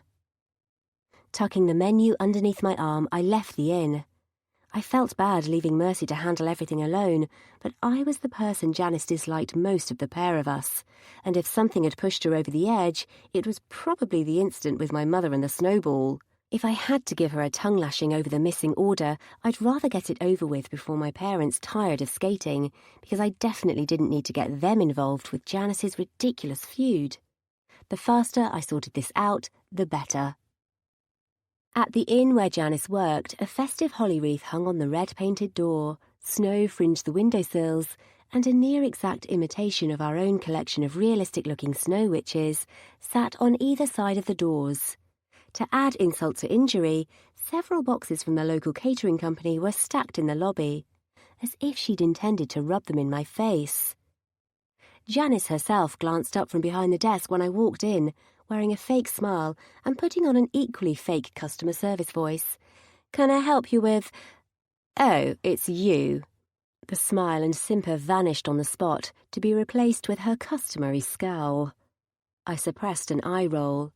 "Yes, it's me. I think our catering order somehow ended up at your address." "Excuse me?" she said. "The order that showed up is exactly what I ordered for my event next week." "You happen to order the exact same items as on this menu, which we put together weeks ago." I held up the piece of laminated paper. "Snowflake cakes, reindeer cookies. I don't see any other places serving those particular snacks." Her gaze skimmed over the menu. "You don't have a monopoly on all the Christmas-themed menus in town, you know." "I'm aware of that," I said testily. "We wrote the menu weeks ago and the ingredients were due to show up at our place today." "I thought you'd already placed the order." "We had to place a second one because someone made it snow all over the inn and drenched all the ingredients in melted snow. Know anything about that?" She blinked. "Snow? Isn't it always snowing?" Hilarious. Apparently, she'd decided to opt for outright denial. "Also, the rabbit costumes were overkill, just so you know." "What rabbit costumes?" She sounded baffled, as though she had no idea what I was talking about, but I wasn't fooled for an instant. "You know exactly what I mean," I said. "Look, the event is going ahead. We've been preparing for weeks, and we've already sold half our tickets. All you're doing by trying to sabotage us at this point is making a lot of people mad at you." "I have no idea what you're talking about."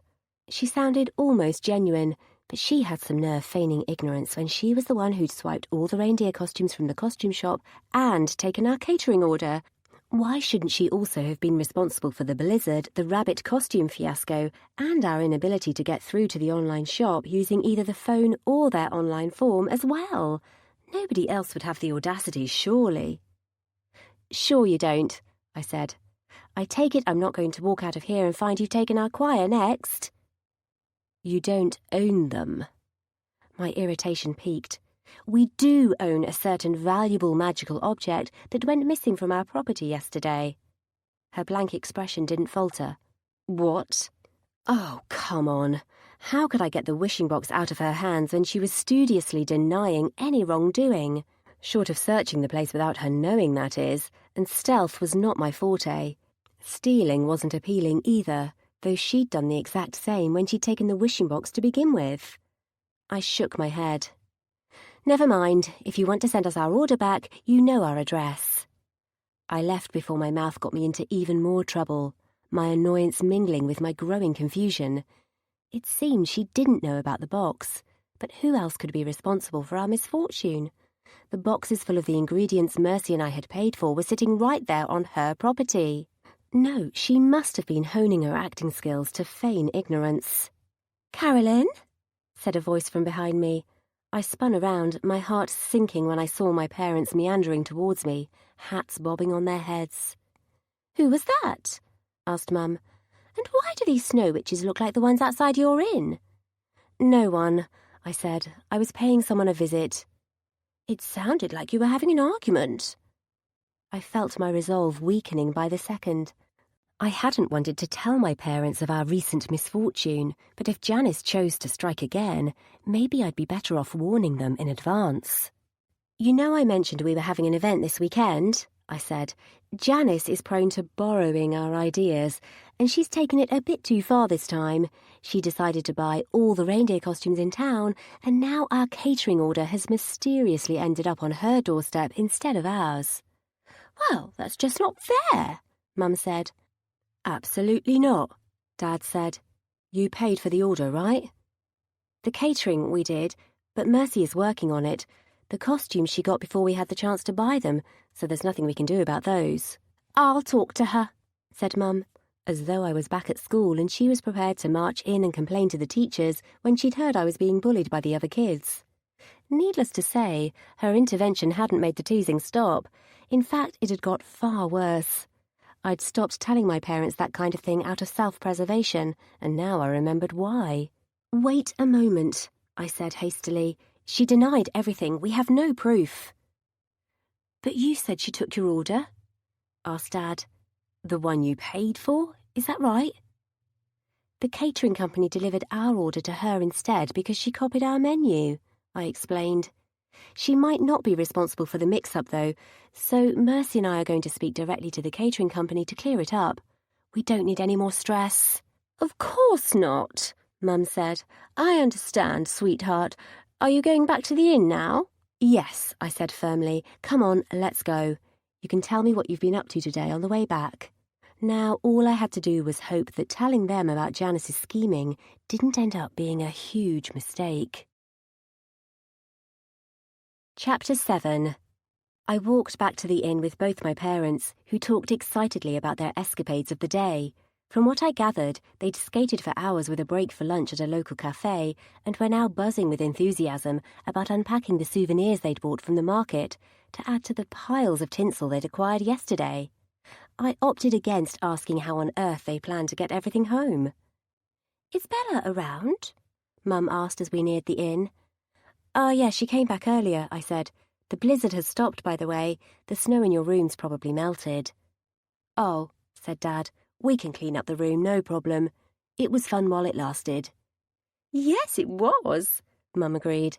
"I suppose the other guests didn't like it much." No, they really didn't, especially Bella, who wasn't a fan of the cold, wet stuff in the slightest. "I think I prefer our snow witches to stay outside the inn." "That reminds me," Mum said. "I want to get a picture outside with your wonderful sculptures."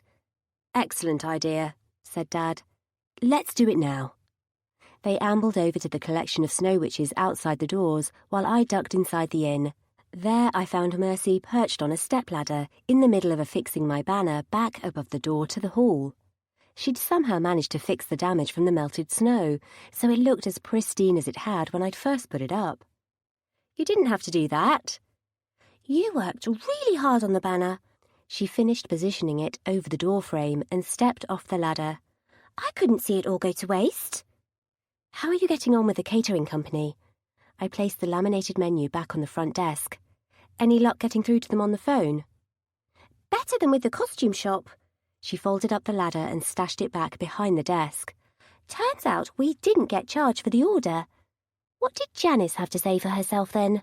"She said she coincidentally happened to have the same menu we did, snowflake cakes and all." "She didn't." A flush swept over her cheeks. "I can't believe she said that to your face." She even had the nerve to act as though she didn't have a clue what I was talking about when I mentioned everything else that's gone wrong. I added, "I probably shouldn't have, but the costume thing is doubly annoying because it's hard to prove she did anything wrong. We originally ordered ours online, after all, not from the local shop." "Exactly. That doesn't get her off the hook, though. Not in the slightest. She did take our catering order." "Did you tell them that on the phone?" "Yes, but I'm not sure they believe me." She picked up the menu again. "They said I'll have to call back tomorrow to reorder everything we need. Janice bought the whole lot." "Of course she did." I rolled my eyes. You know, between that and the costumes, I'm not going to be surprised if Janice leaps in to steal the carolers from in front of our eyes at tonight's rehearsal. I'd forgotten all about the choir rehearsal that evening, for the most part, But at least the local carolers weren't known for being as melodramatic and demanding as Marcus. All we needed to do was give them a place to stand and sing, and they'd be perfectly happy. "She's not going to steal the choir, Carol," said Mercy, though she didn't sound 100% certain. "Besides, if she is the person messing with us, she's spent more time on that than doing any actual planning for her own event. She'll have to leave us alone if she wants to avoid humiliating herself next week." "Maybe," I said. "But if she took the wishing box, she can accomplish anything without having to actually make all the calls herself." "You think? She's certainly capable of doing all this without access to the box, you know." "I guess. It would explain how she got our menu, though. She was one step ahead of us. Nobody else could have given it to her, could they?" "I have no idea," she said, "unless she asked the catering company herself and they told her. I didn't tell them not to share the details." Typical. My annoyance levels spiked. I tried to get her to confess to stealing it, but she refused to so much as admit she knew it existed. I'd rather not have provoked her any further, especially if she did turn out to have the wishing box hidden somewhere on her property. "Yeah, that might turn nasty," she said. "I think she's definitely behind the mix-up with the orders. I'm not sure if she'd have needed magic to do it, that's all." I rubbed my forehead. If she does have the wishing box, then how are we supposed to get it back? I didn't see it when I walked into the inn, but it's not like I can search every room without her catching me. Besides, the idea of stealing it back, that has the potential to backfire on all of us if we can't prove the box was ours to begin with. "Who's stealing what?" Bella walked over to the desk, looking between us with a distinct expression of suspicion on her face. Which reminded me, Mum and Dad still hadn't returned from taking photos of themselves with the collection of snow witches outside. Maybe they'd become distracted with another snowball fight. "Nothing," I said. "Our catering order ended up at the wrong place." "Yes, Mum and Dad said," she said. "That's why they went to talk to what's-her-name, whoever you were arguing with earlier. I just ran into them outside and they said they were going to sort her out." "They said what? Oh no! I told them not to go and start an argument with Janice. I told them." "Why did you tell them anything at all?" asked my sister. "You must have known they wouldn't be able to stop themselves from intervening. They have all the self-control of a pair of 5-year-olds in a confectionery shop." "Oh, God, they went after Janice. I told them because they saw me arguing with her and I didn't have a cover story planned." I made for the door, grabbing my coat on the way out. "I'll catch them up." I'd hoped they wouldn't have gone far, but my parents could move fast when they wanted to, and they'd already vanished from sight by the time I skidded to a halt at the end of the road. Cursing under my breath, I broke into a sprint towards Janice's inn. I came to a breathless halt outside, knowing I was far too late. Mum and Dad were already inside, and judging by the sound of raised voices, they'd wasted no time in lecturing Janice over the missing order. If I went in there and dragged them out, it'd be just as humiliating as letting them say their piece, and likely with the same result. But leaving them wasn't an option either. Janice's voice drifted out through a gap in the door. "If you don't tell me what I'm supposed to have done wrong, then I'm calling the police." Oh boy, she probably would too, and I didn't need to spend the rest of the week trying to get my parents out of jail at the North Pole. I'd prefer not to end up in a cell of my own, come to that. Poor Mercy didn't deserve to end up having to run the event alone while I argued with the local law enforcement over my parents' antics. Mentally bracing myself, I went into the building and found my parents facing Janice across the front desk. She wore her customary glower, but neither of my parents seemed fazed in the slightest. "I can't believe you have the nerve to come in here and accuse me of stealing on my own property." "This is Carolyn and Mercy's order," Mum said loudly, pointing to the boxes stacked near the doors. "You stole it from them." "I did not," Janice said. "Besides, I wrote the menu myself." "Oh, come on," I interjected. "We both know that's nonsense. Mercy wrote the menu in conjunction with our kitchen staff. We have the proof that we were the first to place the order, before an incident involving an indoor snowstorm ruined it." She wheeled on me. "Oh, really? What proof do you have exactly?" "The receipt for the original order, for a start." She must know she was fighting a losing battle here. I watched Mercy write the menu, and I don't need to be a genius to see something is amiss here. Exactly, Dad said. Carolyn has been working hard on this event. I'm disappointed to see people are out to take advantage of her. She's the one who's taking advantage, Janice insisted, but her tone was half-hearted enough to surprise me. I hadn't expected her to give in easily, but I doubted she'd ever been confronted by a couple of oddly dressed people wearing strange hats before. She didn't seem to know how to handle them. Besides, the boxes are already here. We made the same order, but ours was due today, I countered. Unless you travelled back in time, that is. If I let you keep the boxes for yourself, that won't change the basic fact that our event is going to take place before yours. Exactly, Mum said. You were threatening to call the police, but she has the evidence, not you. Janice looked between us, her face flushing. She knew she'd been backed into a corner, and while it surprised me a little that she didn't retaliate, perhaps she was concerned about the kind of magic a pair of people with magically created hats might be able to cast on her. Oh, fine, she said. Take the boxes yourself if it means that much to you. Excellent, said Dad. That's all we wanted. Thank you very much for cooperating. Janice looked utterly lost for words, possibly for the first time in her life, when Mum beamed at her before making her way over to the stack of boxes by the door. As Mum and Dad moved to pick up the boxes between them, I hastened to say, I'll call the catering company to fetch them, don't worry. Come on, let's get out of here. I tried not to let a pleading note enter my voice. Janice's expression was furious, if still embarrassed and wary on top of it, and I wouldn't put it past her to use her magic on us all when our backs were turned. She rarely used her elemental magic in public, but I'd never seen her this mad before. I let my parents leave the inn first and then followed, releasing a sigh of relief when we made it to the street's end without Janice throwing a giant snowball at us in return for her humiliation.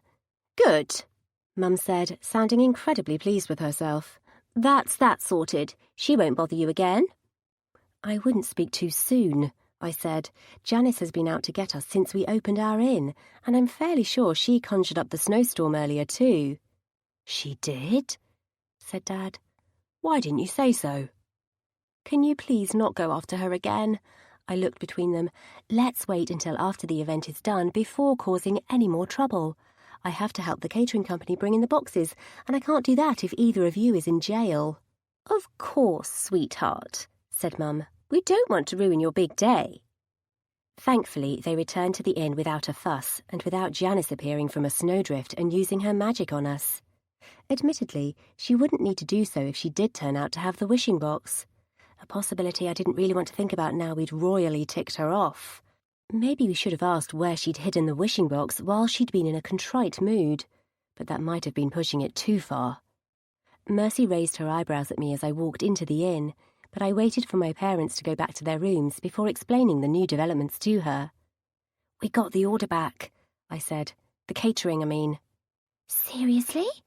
Her face lit up. Where is it? Still at Janice's place, but I'll call the catering company to go and pick it up, I said. Janice said I could. She did? What on earth did your parents do to her?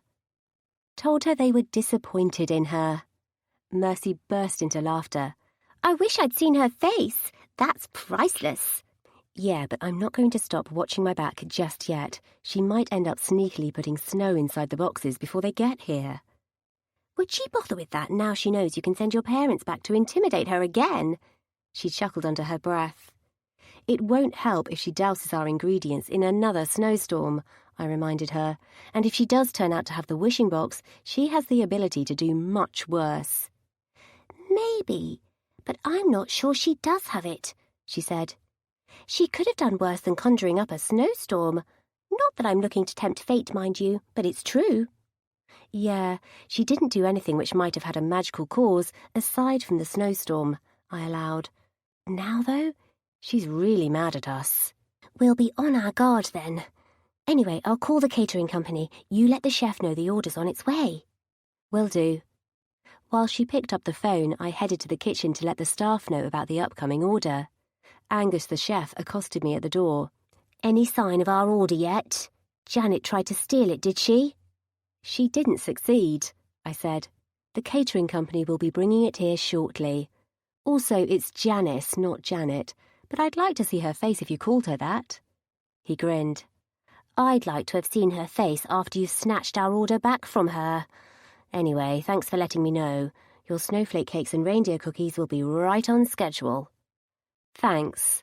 While relief washed over me at the notion of our menu being saved, I tamped down my enthusiasm as I returned to the reception area to wait for the boxes to show up, hoping Janice hadn't sabotaged anything. Luckily, it seemed her confrontation with my parents had momentarily cowed her. The boxes arrived without delay, and when we checked, not a single snowflake was in sight. The costumes, however, remained as much of a dead end as before.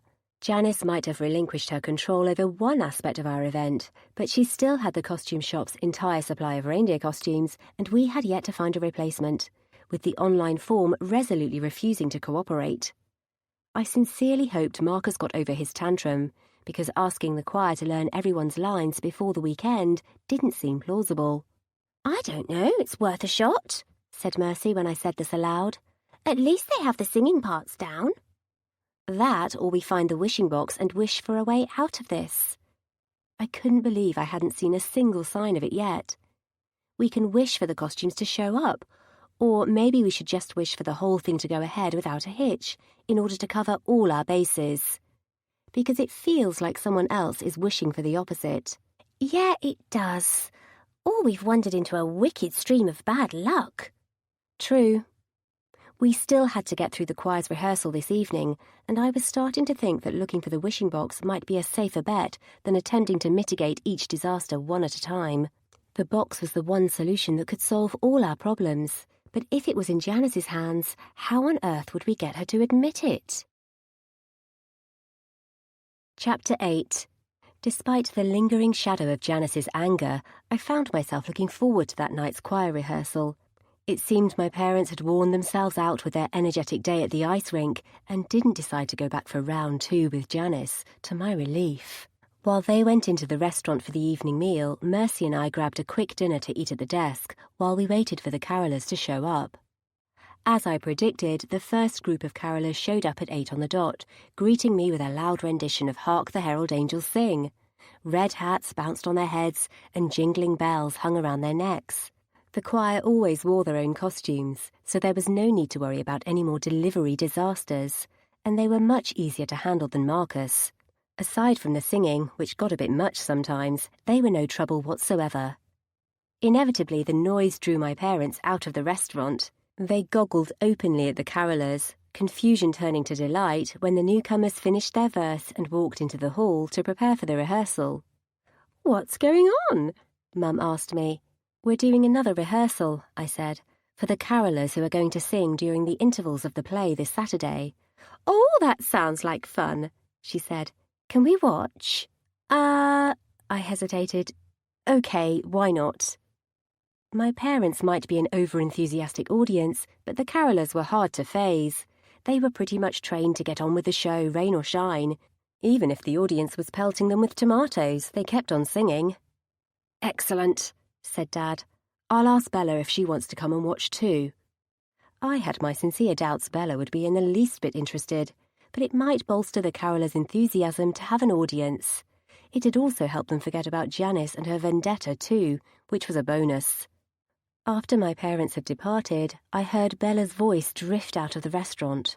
"Why would I want to listen to people sing carols? I've heard practically nothing else all day." "Thought so." While the carolers continued to show up in small groups, Bella stalked off to her room without acknowledging their presence.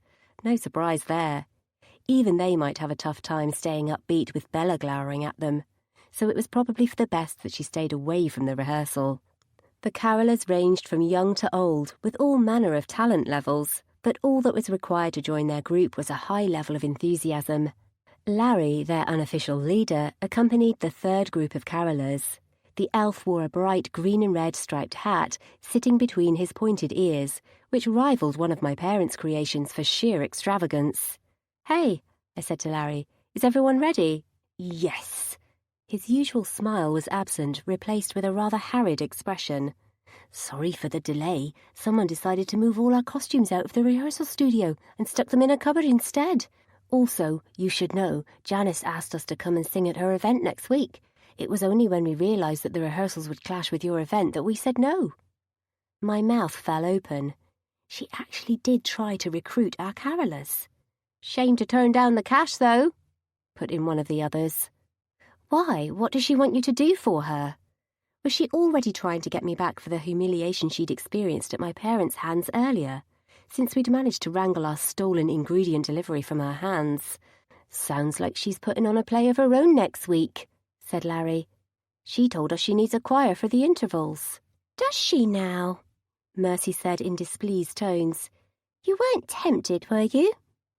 Some of the carolers were, but I'm sure you'll have enough of us left over for your event. I hope so. The local choir was a large group, so we could spare a handful of people. In fact, a smaller group might be easier to manage. Getting everyone in line on the stage was like herding cats, which became almost literal when Charlie, Mum's familiar, ran across the stage and nearly caused several people to topple off the platform. Mum bounded forward to scoop him up with an apology and returned to her seat at the front of the hall. Oh, I didn't know we had an audience, said Larry. Is that okay? I hovered at the side of the stage, trying my best to focus on the carolers and not on my parents' presence in the front row. My parents are visiting for a few days and they wanted to watch your rehearsal. They won't disturb you. As long as Mum kept her cat under close watch, anyway. Of course. His sunny smile returned. We'll have to make our performance the best that we possibly can, then. Once the choir had got themselves properly organised, they launched into the actual rehearsal. I had to admit I was proud of their sheer enthusiasm. They sang loudly enough to make the stage vibrate underfoot, and it wouldn't surprise me if their voices could be heard upstairs, too. I half expected Bella to storm in here and demand that they go outside, though she'd complained much less during her trip than I might have expected. Though that might change if the choir didn't have to keep stopping to start the first verse of Silent Night from the beginning. The downside to having so many people on stage was that when someone made a mistake, it was hard to pinpoint the source. As it turned out, some of the carolers had different ideas about singing in tune than others did. Mum and Dad sat politely through it all with minimal commentary, but each verse sounded worse than the last, until even the ever-optimistic Larry couldn't ignore it any longer. "Who keeps making that croaking noise?" he asked. "It's very distracting." Nobody said anything. Larry scanned the assembled choir, his usually friendly demeanour beginning to dim. "Okay, start from the beginning." They broke into song, but once again a discordant croaking interrupted their verse. "Stop," Larry said. "What was that?" "Him." Dad pointed into the group. "It's him." "He's a frog," Mum announced loudly. Oh boy. I faced my parents and mouthed, "Mum, please be quiet." "I mean, he really is a frog," she said, jabbing a finger at the group. "Look."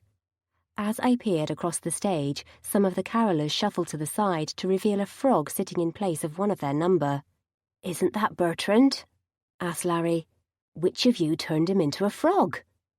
A chorus of accusations and exclamations rose up among the carolers as everyone started pointing fingers at one another. Someone picked up the frog to remove him from the stage, and poor Bertrand didn't like that in the slightest. With a loud croak, he leapt from his captor's hands and hopped underneath a chair. Then another yell came from the other end of the line of carolers. "Casey turned into a frog too!" "Who's doing this?" Larry's voice echoed throughout the hall while the carolers' formation broke up as everyone began looking wildly around for the culprit. As they scattered, 2 more of them turned into large green frogs, sitting in puddles of clothes which were suddenly far too big for them. Panicked shouts ensued, interspersed with loud croaking, as one by one the others succumbed to the spell. The ongoing confusion made it even harder to see the culprit. "Wait!"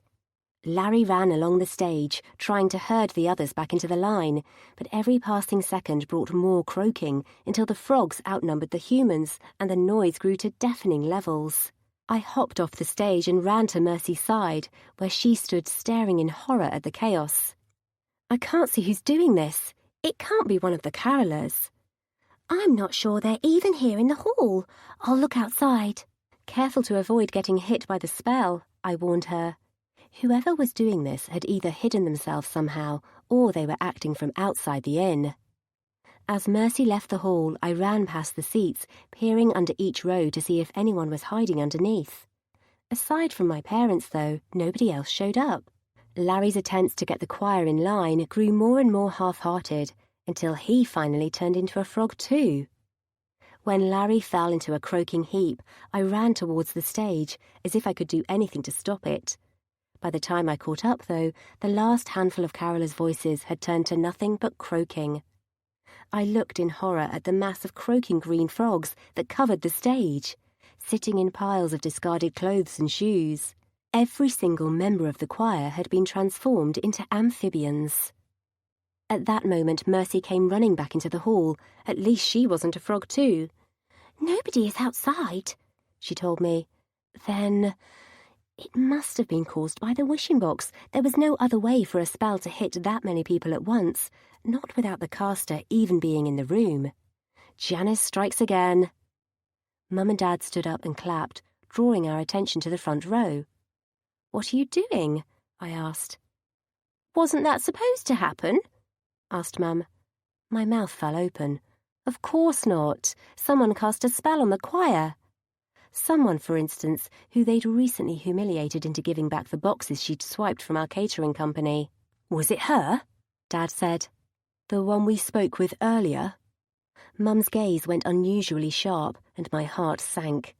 I hadn't expected them to be that quick on the uptake, but if Janice had been behind the carolers' transformation, I did not want my parents to join them. Besides, if it was Janice, it was their interference earlier that had caused her latest prank. "I have no idea," I said instead. "We need to turn everyone back before the weekend, or we can say goodbye to our event. Do you have any idea how to undo a spell like this?" "I know a transforming spell," Mum said. "I haven't tried it on a person before." "I think it only works on hats," Dad said. "Better not try it." If Mum and Dad tried to undo the spell, the odds were high that they'd end up turning the frogs into toads or something. The only magic they were good at involved hats. Unfortunately, my own magic was even less useful in this situation. Mercy eyed the stage, her expression bleak. "I don't know how to undo the spell, especially if it's the result of a wishing box. Janice has really done it this time." "You think it was definitely her then?" I murmured. "Yeah, it's obvious." Too bad she hadn't shown her face in person, instead leaving us to deal with the aftermath by ourselves. As much as I wanted to confront her, we couldn't just leave the frogs sitting on stage for however long it took for them to turn back. Some of them might escape and freeze to death outside, or get caught by Mum's familiar. We needed to find somewhere to put them. "What are we supposed to do with the frogs while we wait for a solution?" I asked. "This place isn't exactly friendly to amphibians, especially if it starts snowing in here again." "I guess we can put them in the dressing room," Mercy said. "Frogs don't take up much space. Besides, they used to be human, so they're probably more resilient than regular frogs. They should be fine spending the night in there." There didn't seem to be a better option, so we returned to the stage. While we were trying to herd the frogs away from their discarded cloaks and towards the dressing room, Bella walked into the hall, raising her brows. "What is going on in here?" "Someone decided it was funny to turn the choir into frogs," I said. Amusement flickered across her features. "Did they? Maybe I should have stayed down to watch after all." "It's not funny," I said. "If we can't turn them back before the weekend, then we're screwed." "I'm sure they'll turn back of their own accord," she said, "like the snowstorm." That's by no means a guarantee. What made her so certain about the time frame? I thought of the wishing box, and a sudden jolt of suspicion hit me. She hadn't been telling the truth when she'd said she hadn't known we had it, because I'd seen her attention flicker towards the box when Mercy had been stashing it in the back room. What if that wasn't the only thing she'd lied about? It had crossed my mind at first that she might have taken the box to mess with me, but I'd dismissed that theory when it seemed she'd come here out of genuine concern for our parents after all. I wouldn't have thought to blame her for the snowstorm regardless, but she'd made no secret of how much she hated the choir singing. Still, Janice was the far more likely culprit, and Bella wouldn't take kindly to an unfounded accusation. Mercy glanced over at my sister. Can you watch the door to make sure none of them get out? Without waiting for an answer, I returned to helping Mercy capture the frogs.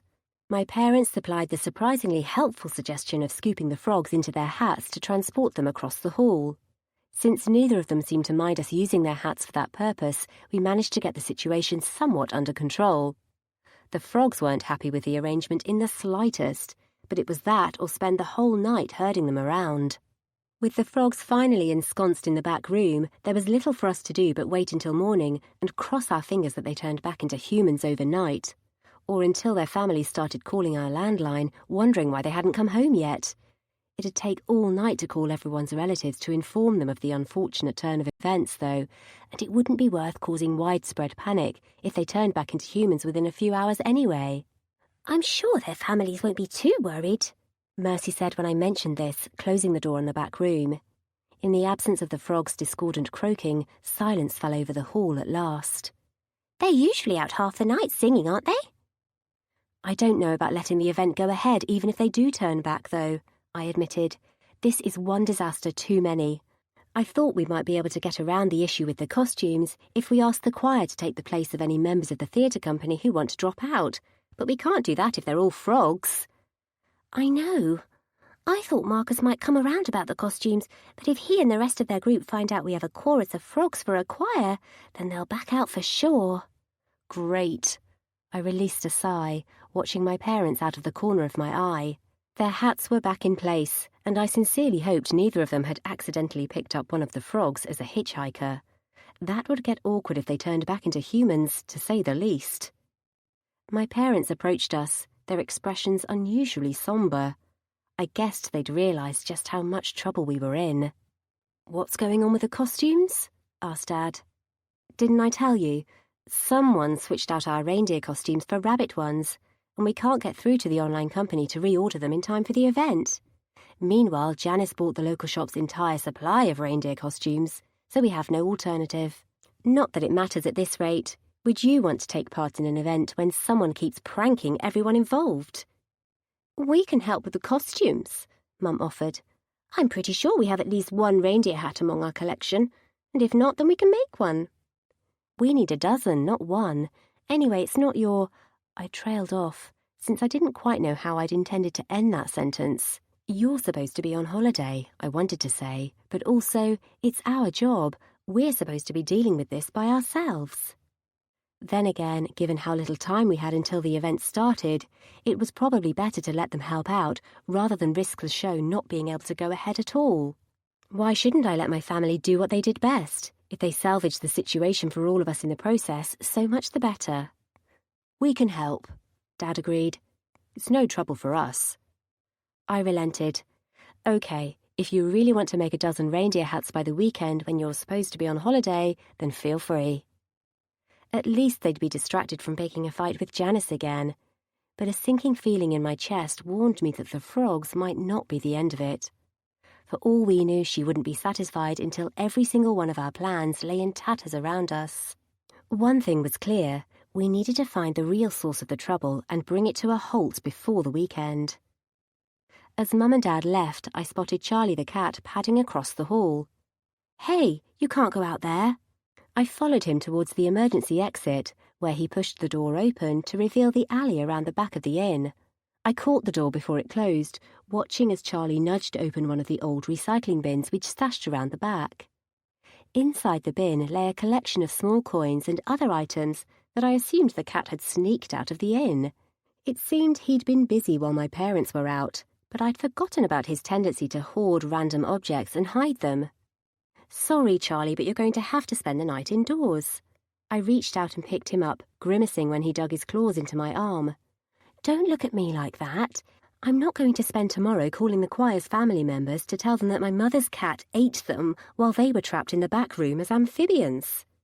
Charlie squirmed in my grip until I caught up with my parents on the stairs and released him. Can you keep him in your room overnight? I asked Mum. I don't want him figuring out how to open the dressing room door and getting at the frogs. Oh, good thinking. She caught Charlie, who made a small noise of annoyance as she carried him over to the door to the room. I'll make sure he doesn't get out. He keeps stealing things and putting them outside, I added. He's using one of our recycling bins to store his hoard in. Oh, I know. You remember he used to do the same when you lived at home, right? Yes, I trailed off. He did. Charlie liked collecting bright and shiny magical treasures, and the wishing box definitely fit those criteria. Had he taken the wishing box from the back room to add to his hoard too? If he'd hidden it in the recycling bin and left the lid open, then it would have been a simple matter for someone who'd happened across his hiding place to take it for their own. Someone, say, who'd been spying on the inn from nearby. This time, Janice, we've got you. Chapter 9.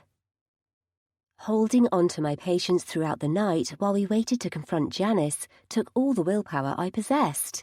It didn't help that I kept expecting to wake up to another snowstorm, or some other disaster that had fallen upon us while we slept. Early the following morning I went downstairs to check on the choir in the hopes that the frog spell had worn off. Oh, and to make sure Charlie hadn't eaten any of them. I'd hope he'd have more sense, but you never really knew. "They're still frogs," Mercy said dismally from behind the front desk, looking as tired as I felt. "I checked.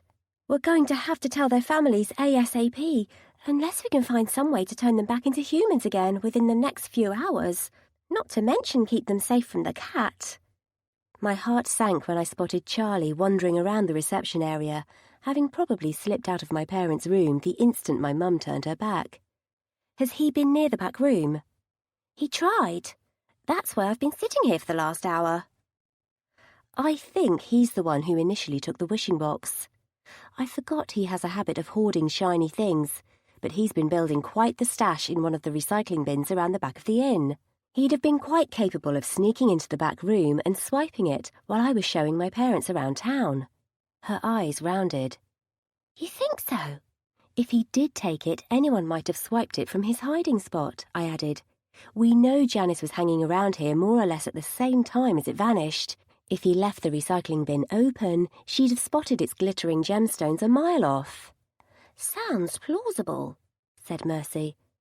"But we don't have long left if we're going to get it back before the event starts, and we can't prove where it ended up after it disappeared from Charlie's hiding place." True. I tailed the cat to the back door again, in the hopes of getting a better look around in daylight. But it was obvious the wishing box wasn't in the recycling bin. Not anymore, in any case. Worse, Janice would even be able to claim she hadn't stolen it, but had simply found it lying around, which was technically true. I returned to the inn, finding that Mum, Dad and Bella had come downstairs for breakfast. Only Bella looked well rested out of the three of them, though Mum and Dad wore cheerful expressions despite the dark circles under their eyes. Mum carried a half-made hat with antlers on it and placed it on the counter in front of a bewildered Mercy. "We worked on making the new hats for hours," she said. "I did tell you not to stay up late on our account," I protested. "Oh, it was fun," Dad said brightly. "Come upstairs and see the rest, won't you?" "All right." I obligingly followed them upstairs to their room, where it couldn't be more obvious that Mum and Dad had worked hard at putting the hats together for hours. Hats sat in a row on the desk, topped with antlers of various sizes, many of them attached to hoods, which would go perfectly with the costumes we already had, if we removed the rabbit ears. Mum held out the antlers she'd been showing to Mercy. "Look, I think this is our best one." I took the antlers from her and examined them. I had to admit she'd done a great job. Better than the costume shop, even. But would that be enough for Marcus? "I like it," I said. "Should I take the ones you finished downstairs?" "Go ahead." She reached out for the antlers and piled them into my arms. Laden with antlers, I went to show Mercy, whose expression brightened at the sight of my cargo. "Wow, they've been busy." "I know." I placed the pile of antlers on the counter and extracted a pair. "Do you think this would pass Marcus's inspection if we combined it with one of the rabbit costumes and replaced the bunny ears with antlers?" "You know, I think it would. I'll call the theatre group right away and tell them we have replacements for their costumes. If they agree to press on with the event without further delay, I can stop trying to contact the costume shop. I never did manage to get that form of theirs to go through." "Sure, go ahead.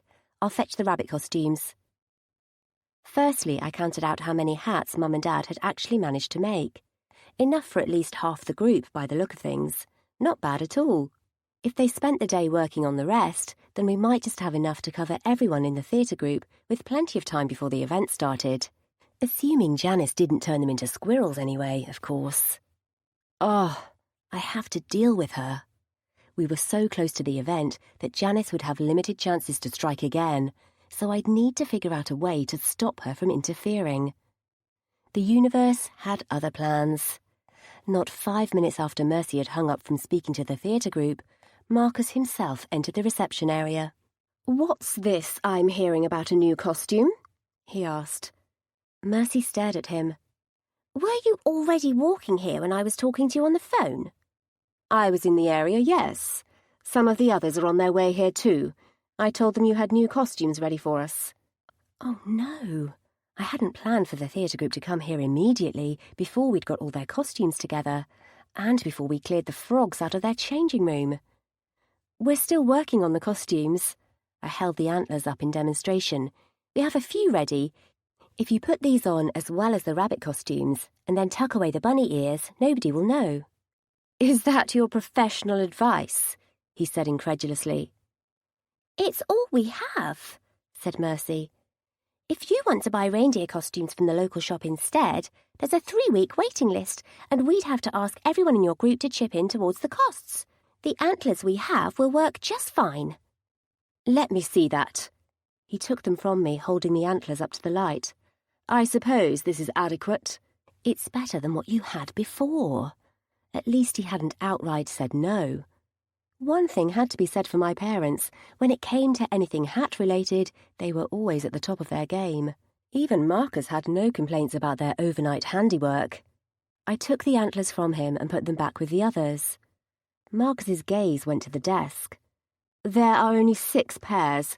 Where are the other costumes?" "They're not all ready yet," Mercy said.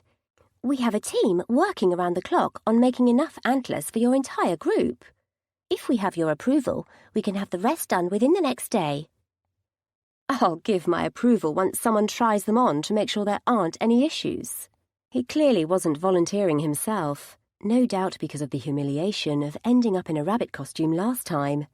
Regardless of whoever volunteered, though, we needed to get rid of the frogs before the theatre group could use their changing room. "Feel free to take one of the costumes home with you to try on," I ventured. "Then the others can come back when the rest of the costumes are ready." "No need," said Marcus. "They're already here." Mercy and I scarcely had the chance to exchange alarmed glances before the door opened and Darryl walked in, along with a group of other theatre group members. As usual, he went brick red when he spotted Mercy. "What's going on in here?" Marcus held out a pair of antlers towards Darryl.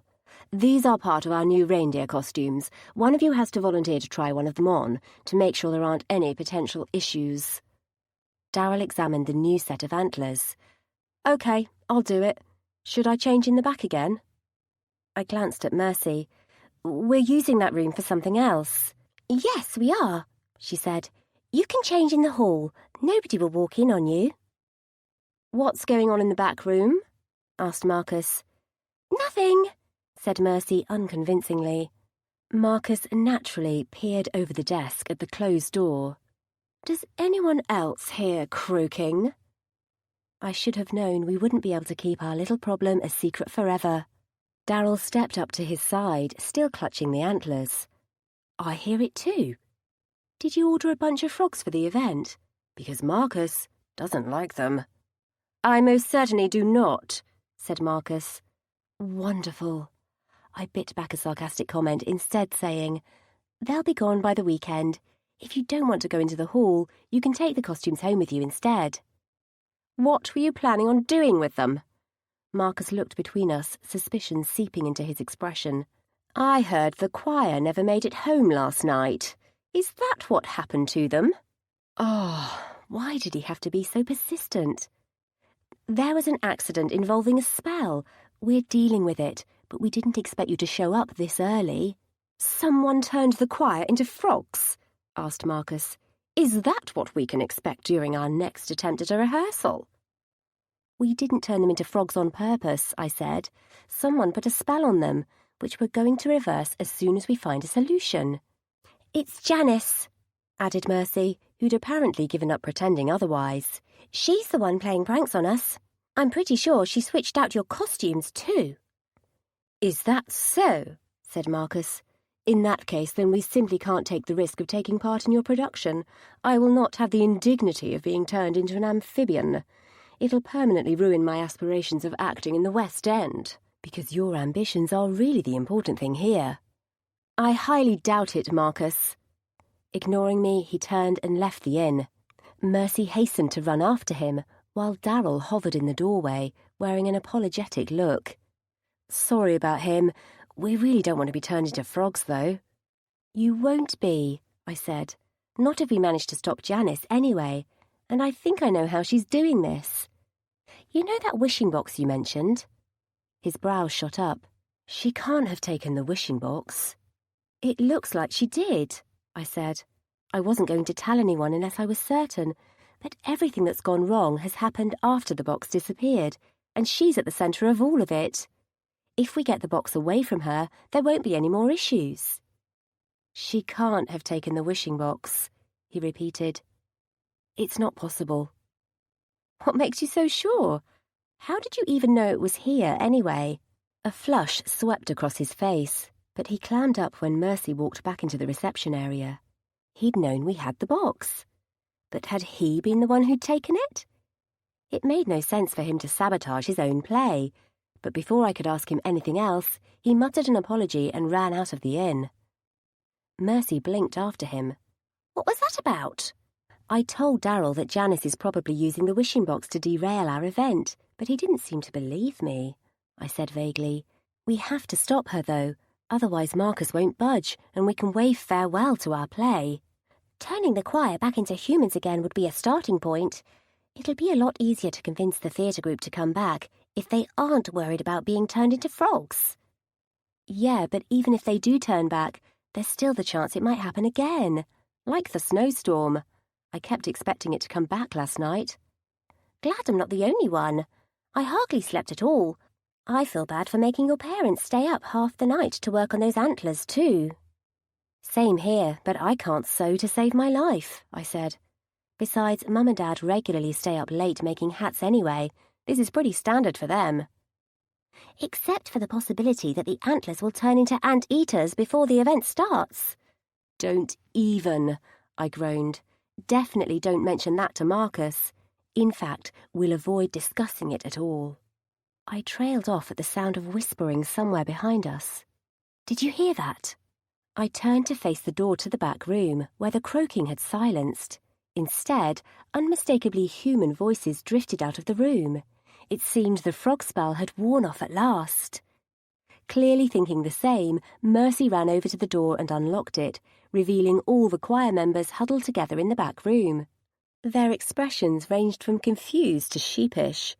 They also seemed to be missing their clothes. Oops. Where do you put the clothes? I asked Mercy. I left them back in the hall, she said. I'll get them. Leaving the door closed, we ran into the hall to fetch the piles of clothes and return them to their owners. Naturally, Bella and my parents came walking through the reception area when we were in the middle of handing the first batch of clothes over to the choir, who yelped and tried to hide behind one another when they realised they weren't alone in there. What on earth are a bunch of naked people doing in your back room? Asked Bella. The choir turned from frogs back into humans again, I said. I forgot we left their clothes in the hall. They're all free from the spell, though. I'm sure that's a welcome consolation for them if they catch their death of cold. She rolled her eyes. I'm going out. Where? I asked warily. Does it matter? Since when were you interested? The person who turned the choir into frogs is still out there, and she has limited chances left to cause more havoc for us before the event begins. Her brows arched. You're certain you know who it is? Yes, I said. The same person Mum and Dad went after yesterday. Not that I'm encouraging them to do the same again. Her gaze flickered over to the half-open door to the back room. If you say so. I'm fairly sure Mum and Dad's antics at Janice's Inn are exactly what prompted last night's events, I said. You won't say anything to encourage them, will you? What do you take me for? Bella left the inn via the front door, and moments later the carolers began to file out of the back room. Larry led the way, wearing odd socks and a shirt which was several sizes too big. The others appeared to be in a similar condition, but at least most of them were fully clothed. Sorry about the inconvenience, I told them. You can all go home now. Your families are probably worried about you. What about the event this weekend? Asked Larry. Is the same thing likely to happen again? It was a one-off, Mercy said, but she sounded as unsure as I was. For all we knew, Janice had a whole set of other pranks lined up ready to disrupt the entirety of our event. I didn't blame Larry for looking less than enthused at the possibility of risking his fellow carolers being turned into animals again. We needed to deal with Janice first. Chapter 10. The universe had other ideas. Once the choir had finally dispersed, the guests from the second floor came downstairs to check out, and their replacements arrived in more or less the same moment. An elderly witch and wizard entered the reception area, both dressed in red and green ensembles, which would have appeared resplendent if they weren't placed next to the attire my parents wore on a daily basis. At least they were easy enough to please, taking a pile of brochures up to their room to arrange their own tours.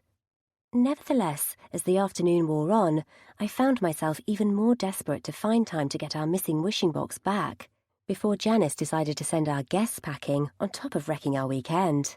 After we'd sent the new guests to their rooms, Mercy tried to call Marcus to tell him we were now frog-free, only to end up getting nothing but a dial tone. Not again. She put the phone down. I swear this thing's broken. Or Janice is trying to cover all her bases, I added. I'm trying to figure out how to prove she's the one who stole the box. It's not like I can sneak in and steal it back without risking getting caught. Besides, breaking and entering wasn't my thing, even if she'd technically done the same thing to me when she'd taken it. Unless she'd swiped it from the recycling bin outside, but even that was questionable behaviour. Mercy was the one who'd actually paid for the box after all. While Mercy went into the back room to clean up the remnants of the mess the frogs had left behind, the door opened, and none other than Janice herself entered the reception area. I stared at her for a moment. Can I help you? You can start by not spreading rumours about me, she said. I blinked at her. What are you talking about? Don't pretend you don't know. I heard from Marcus that you told everyone in the theatre company that I'm the one who stole your costumes, and something about turning people into frogs too. Oh no, I'd never considered Marcus might tell tales on us, but if she was responsible, now she'd be doubly careful not to give anything away. The choir turned into frogs right after the incident with you and my parents, I said. We have no other suspects, and they wanted an explanation for who was likely to have wanted to cast a spell on them.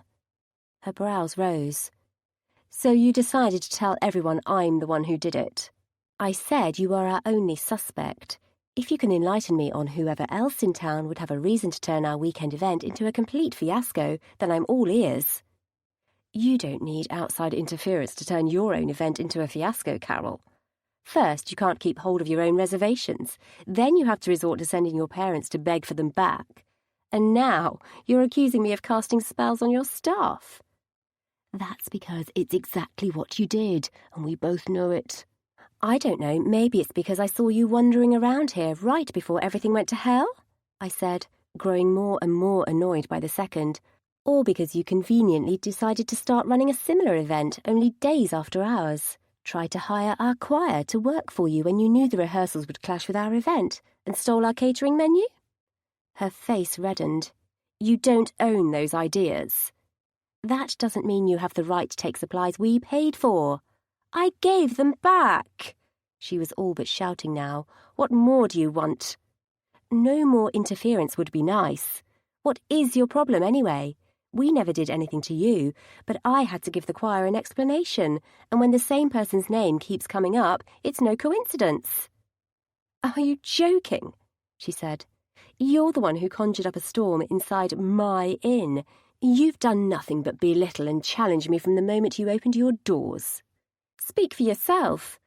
A storm? What on earth was she talking about? I'd never done anything to her at all, in fact, aside from returning her snide comments with my own sarcasm. Even with recent events, the worst I'd done was tell other people my suspicions, because there was only so long I could go on feigning ignorance when I knew perfectly well who wanted our event to fail. It must be her who was responsible. Before she could say another word, however, my parents walked downstairs and into the reception area. I'd forgotten they were still upstairs, so their reappearance took me off guard. At least they hadn't gone to confront her on Janice's own property this time around. But another standoff between them was the last thing we all needed. "What are you doing here?" Mum asked her. Janice glared back. "I could ask you the same question." "Are you threatening my daughter again?" asked Dad. "I'm not threatening anyone," Janice said. "I'm telling her to stop spreading lies about me." "They aren't lies," I said. I told the theatre group that the reason we had a bunch of frogs locked in the back room is because someone transformed them all at once, and we had one obvious suspect. "She conjured up a storm inside my inn," said Janice, "but you don't see me telling the entire town about it." "That's because I didn't do it," she scoffed. "Then how do you explain the floods in my basement?" "I have no idea what you're talking about," I said. "Maybe someone left a tap running." "Hilarious. I suppose you thought it was funny to make bells jingle above my bed at all hours of the morning, too." What?" I asked. Both my parents looked at me in a confusion which matched my own. What in the world was she trying to accuse me of? The idea of jingling bells hanging above her bed was an amusing one, I'd admit, but not something I'd have wasted my time inflicting on her when I had enough to occupy my attention. Had she resorted to making up downright fiction to justify her attempts to undercut Mercy and me at every turn? "I didn't do anything," I said. "How could I? I've been run off my feet all week. Besides, I wouldn't waste my time with anything so petty." "Then why are you so quick to assume I'd do the same?" Janice asked. "Because this all started when a wishing box Mercy and I ordered for our event went missing, which incidentally was right after I ran into you outside the inn. If you can prove you didn't take it, I'll gladly apologize and set the record straight." "I can't have taken it," she said, "because I didn't even know you were having a wishing box delivered." "Neither did I before it showed up," I said. "Besides, my mother's familiar hid it around the back of the inn, in the recycling bin. Anyone might have taken it." "I'm allergic to cats," she said. "Would that stop you from picking up something that would make every wish you made come true for as long as it remained in your possession?" Her mouth pressed together. "I didn't take it." I'd have called her a liar, but her comments about me flooding her basement had caught me off guard. Not to mention the jingling bells. "There can't be someone else setting us against one another, can there?" "No way," she said. "You started it." "I really didn't. Can't you think of anyone who might have anything to gain from using the wishing box against both of us at once?" "You tell me that. It sounds like you're making excuses to me." "I didn't even know you thought I'd done anything to you until a minute ago," I pointed out. "You did start planning your event right after ours and buy all the reindeer costumes in town. You can't deny that." "I didn't steal anything from you," she protested. "Except for our catering order." Her wide-eyed innocence had almost sounded convincing, but if she kept denying what I'd witnessed with my own eyes, how could I trust a word she said? "Look, I don't want to argue with you all day. How about we both agree to leave one another alone? If you don't touch my event, I won't touch yours." Never mind that, I'd had no intention of going near her event to begin with. But if she assumed that I'd stooped to the same level as her, maybe this was the only way to get her to agree to leave us alone for the time being. "Fine." She looked as though she wanted to say more, but with my parents staring her down, she was outnumbered. Without another word, she turned and left the inn, the door swinging shut behind her. "That was interesting," said Dad. "She seemed awfully certain of her innocence." "Yes, but it was probably an act," I said. "I didn't do anything to her at all. If someone is messing with her, it's definitely not me." Mercy returned to the reception area, a mop in her hands from where she'd been cleaning up the mess the frogs had left behind. "What on earth is going on?" "Janice," I said. Sounds like the theatre group told her I claimed she was the one who turned the choir into frogs. Seriously? She asked. Let me guess. She denied it all. You've got it. Yet it seemed odd that she'd been hit by an apparent prankster too. Unless she was lying or exaggerating, of course, but why would she admit to being humiliated in that way? I wouldn't have expected her to confess to me, of all people, that someone had set up a bunch of jingling bells above her bed. Granted, I'd confessed to her about the frog incident and the rabbit costumes, but only because I'd been certain she'd been behind all our misfortune. And I still thought so, despite her attempts to claim otherwise. Mercy's brow scrunched up. So she came here to yell at you? Why? Because she thinks I flooded her basement, conjured up a storm, and unleashed jingling bells above her bed, apparently. I shook my head. I think she was talking complete nonsense personally. Maybe she's finally cracked. Or someone targeted both of us in order to make us blame one another. But she categorically dismissed that as a possibility. Her eyes widened. What? Someone's using the wishing box to set us against one another? It's not like they needed much encouragement, did they?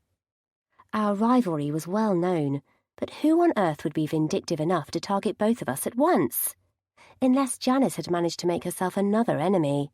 It wasn't that implausible, given her general attitude towards anyone she perceived to be her rival, but why they'd go after Mercy and me as well was a mystery. If someone was trying to set us against one another, they wouldn't have had to try very hard. But where did that leave the wishing box? And if Janice didn't have it, who did? Chapter 11. Since Janice had left us with more questions than answers, and no conclusive proof of her involvement in the frog incident or the theft of the wishing box, we had nothing to do but return to our preparations for the weekend's event while crossing our fingers that she'd stick to her promise to stay out of it. To start off with, the choir of frogs had left the back room covered in random discarded articles of clothing, which needed to be dealt with once Mercy had finished mopping the floor. Who went home without shoes? I asked. Or socks? Probably the same person who left their underwear behind. Mercy wrinkled her nose, dropping a pile of clothes behind the counter. We'll put it all in Lost and Found for the choir to pick up later.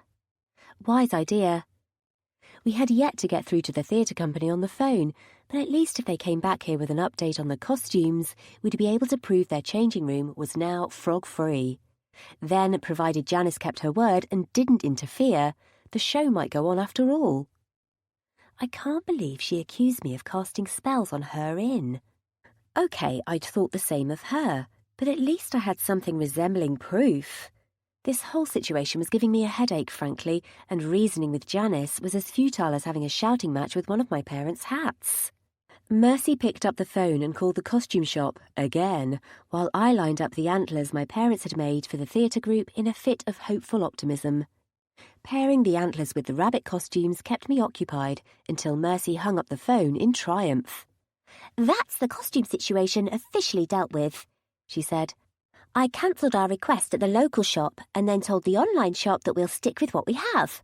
I highly doubt the audience will guess our reindeer used to be rabbits. Definitely not. I held up one of the costumes in demonstration. Have you heard from the choir yet about how they're coping after their overnight ordeal? No, but Marcus finally texted me. I think he's coming back to talk to us again. Then we'd better hope it's good news. I don't blame him for worrying about being turned into a frog, but we have less than 2 days until the event. There's no time for us to find replacements for the entire cast. Besides, there's absolutely nothing wrong with the costumes. No, there isn't. Regardless, she began nervously pacing as we waited for Marcus to show up.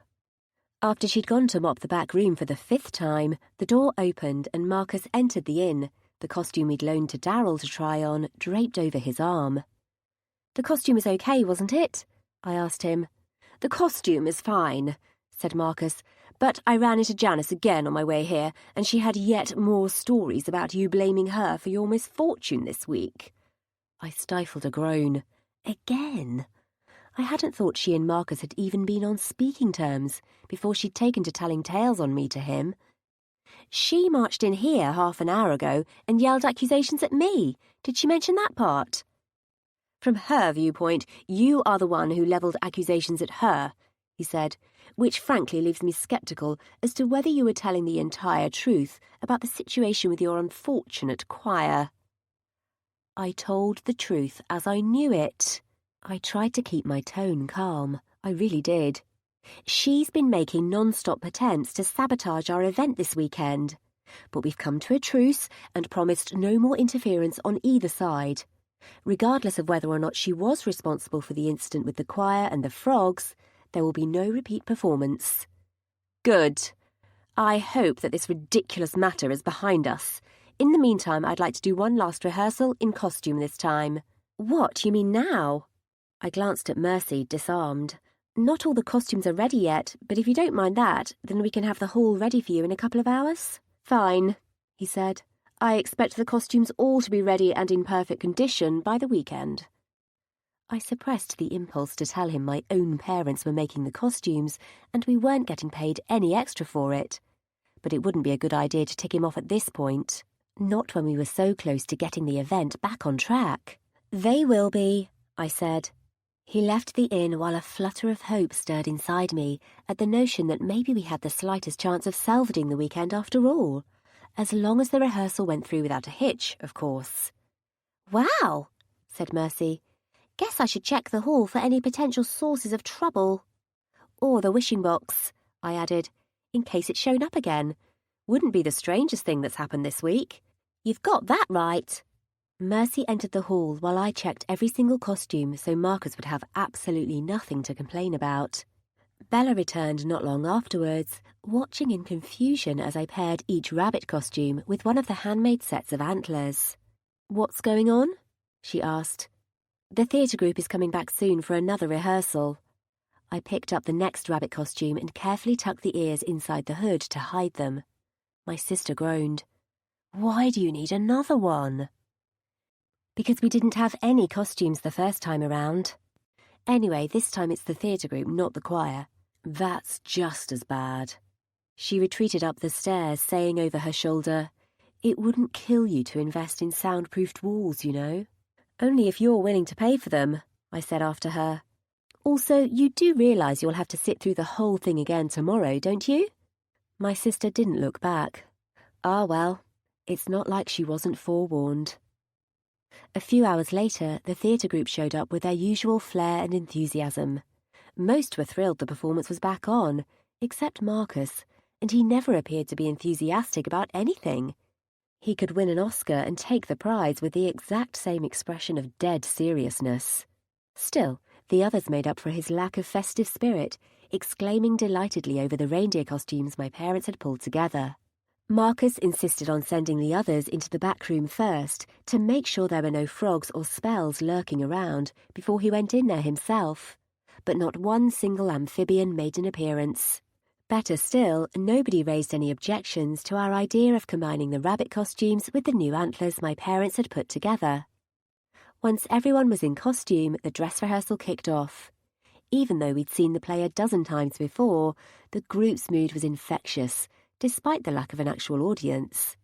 The reindeer cavorted across the stage, circling around Marcus as he raised his antler-clad head to deliver his line.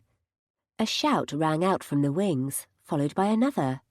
Marcus ignored the noise and continued with his line, but the screams rose louder, drowning out his voice.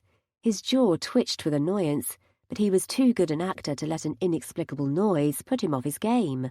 The others, though, kept looking around for the source of the noise, completely distracted. Mercy grabbed my arm and pointed at the stage with a horrified expression. "The tinsel is moving!" I followed her gaze to the tinsel looped around the walls, silver and green and red, which moved as though in a faint breeze. The tinsel circling the edges of the stage was in a similar state, slithering across the ground. Wait, slithering? What the? One of the pieces of tinsel detached itself and raised its head to look up at the actors on stage, a hissing noise escaping it. Snakes! All the tinsel draped around the stage had turned into live snakes. Heads arose from among the glittering loops, baring sharp teeth at the actors, who stood frozen on the stage in dawning horror as they realized they were surrounded by angry serpents. From the distant screams from the wings, they'd run into trouble too, but before we could run in and help, a tinsel snake became detached from the wall and flopped onto the floor. Then another landed beside it. Needless to say, the snakes weren't thrilled to hit the ground from a sudden fall.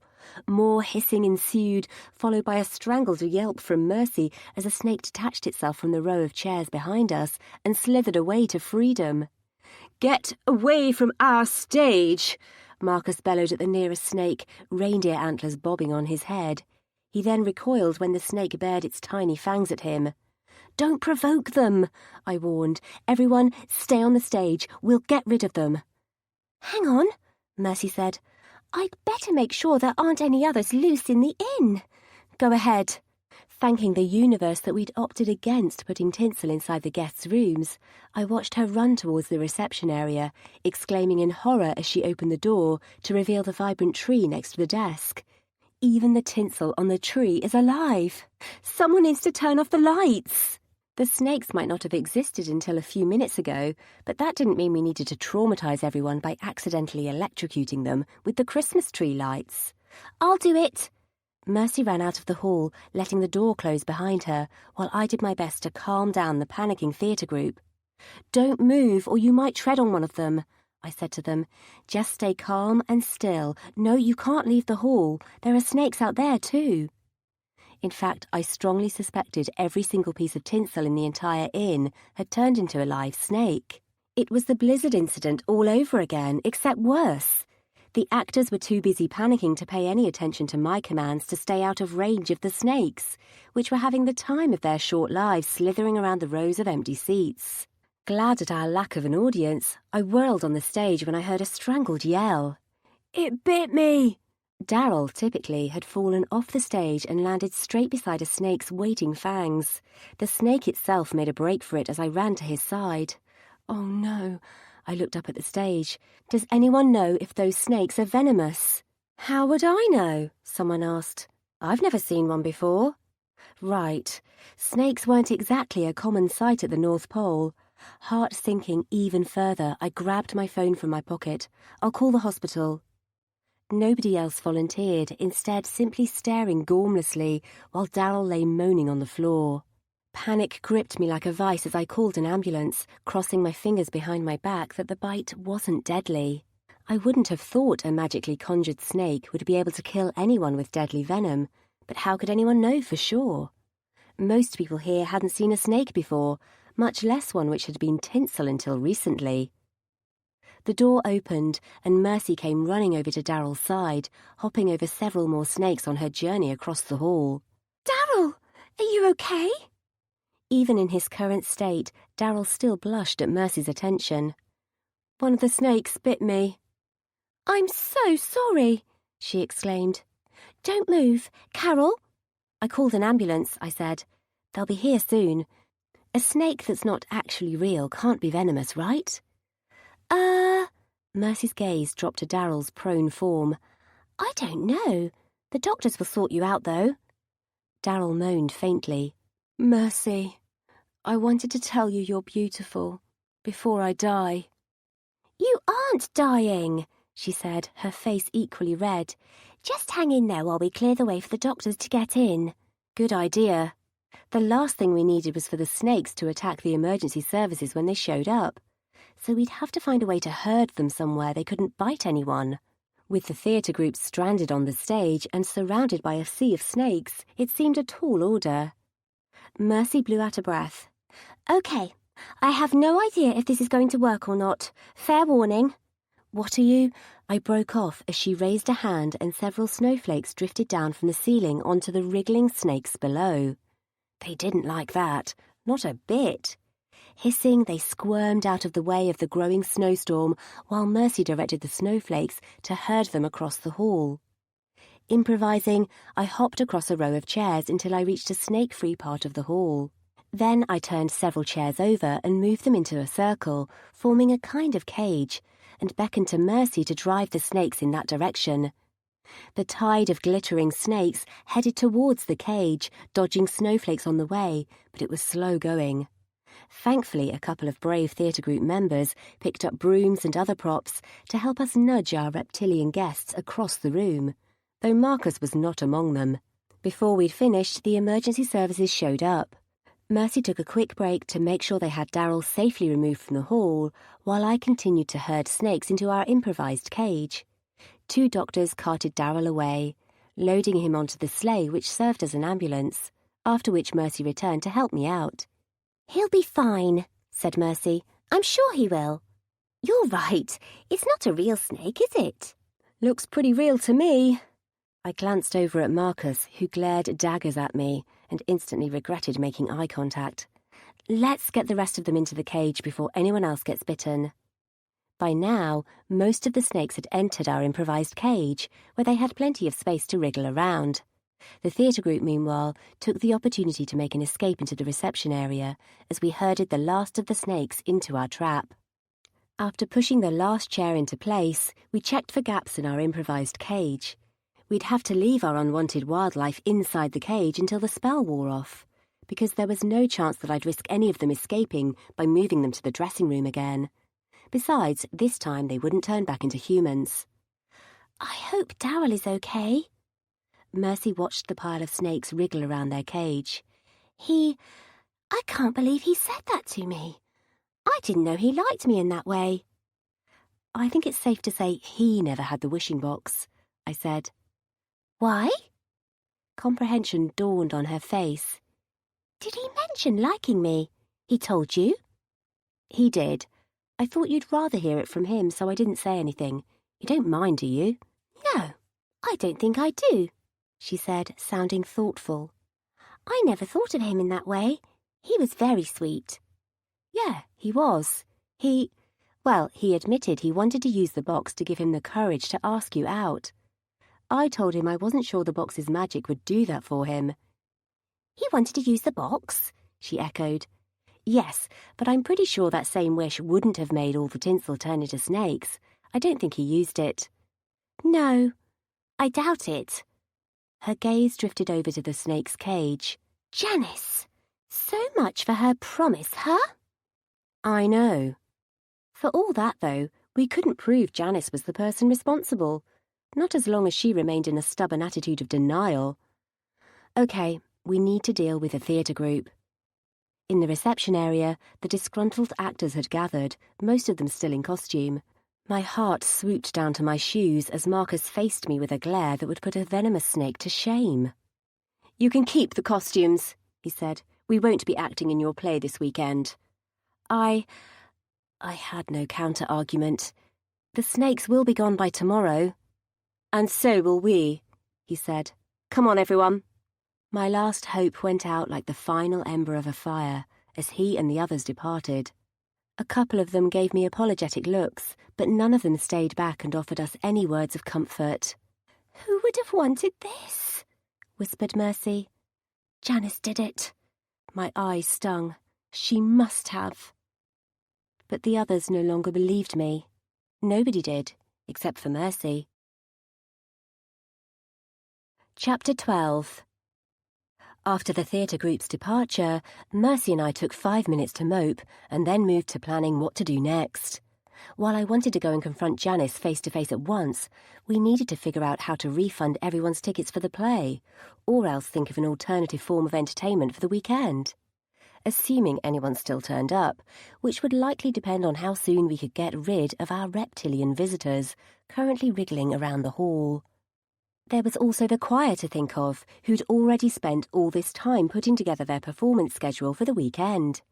The idea of letting them down with no explanation didn't sit right with me. On the other hand, every sudden movement set my nerves on edge, and I kept thinking I saw snakes lurking in every shadow as I searched for any stray bits of tinsel we might have overlooked. It was lucky the guests had all gone out for the day, with the exception of Bella, but they'd be back for the evening meal soon enough, and it wouldn't surprise me if they all packed up and left on the spot. "We have to tell the guests there's a bunch of snakes loose in here," Mercy said, as if sensing my thoughts. "Not to mention the kitchen staff." "I have to tell my family, too." I suppressed a groan. "I suppose it'll stop them from spending the night making more sets of antlers at least." Which was no consolation whatsoever. We'd lost while Janice had won, and we hadn't been able to do anything to stop her. "I'll tell the kitchen staff then," she said. "Can you handle the guests?" "Sure." Since the one guest present was Bella, I resigned myself to dealing with her attitude turned up to the max when she found out what had gone wrong this time. Bracing myself, I went upstairs and knocked on the door to my family's suite. "What?" came Bella's muffled voice from inside. "It's me," I said. She pulled the door open a moment later. Thought Mum and Dad had lost their keys again. "Nah, they still aren't back yet." My chest tightened at the sight of their half-sewn reindeer antlers littering the room. They'd done their best to pull the replacement costumes together for me, and Janice had screwed it all up anyway. Had I really expected her to be visited by 3 cranky ghosts in the middle of the night and have a change of heart? I should have known better. "What's up?" she asked. "Did Charlie kill one of your frogs?" "What?" "No, the frogs are now human again. The bad news is that our tinsel is now snakes." "You're joking."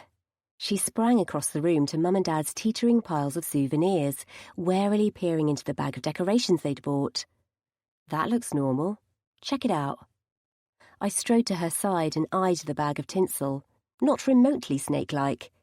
Maybe the spell only targeted the decorations hanging on the walls. I'd tell Mum and Dad not to hang it up until the spell wears off. "Not to hang what up?" Mum pushed open the door and bustled into the room, wielding yet another handful of souvenir bags. Dad sauntered in behind her, his cheeks flushed with the cold, and a towering gift-box-shaped hat perched precariously on his head. "Tinsel," I said, defeated. "You didn't see Mercy on the way in?" "No," she said. "Need more costumes?" Mercy must still be dealing with the kitchen staff then. I stepped away from the bag and looked between my parents. "No, by the way, don't go into the hall downstairs. There are snakes on the loose." "Snakes?" asked Dad. "Yeah, someone turned our tinsel into snakes," I explained. "Just a temporary spell, I think, but I don't want any of you to get bitten." Bella's gaze flickered to my face. "You're serious? All the tinsel downstairs is now snakes?" "Yes, and the theatre group is now -1 member," I said. Bella's face went ashen. "What does that mean?"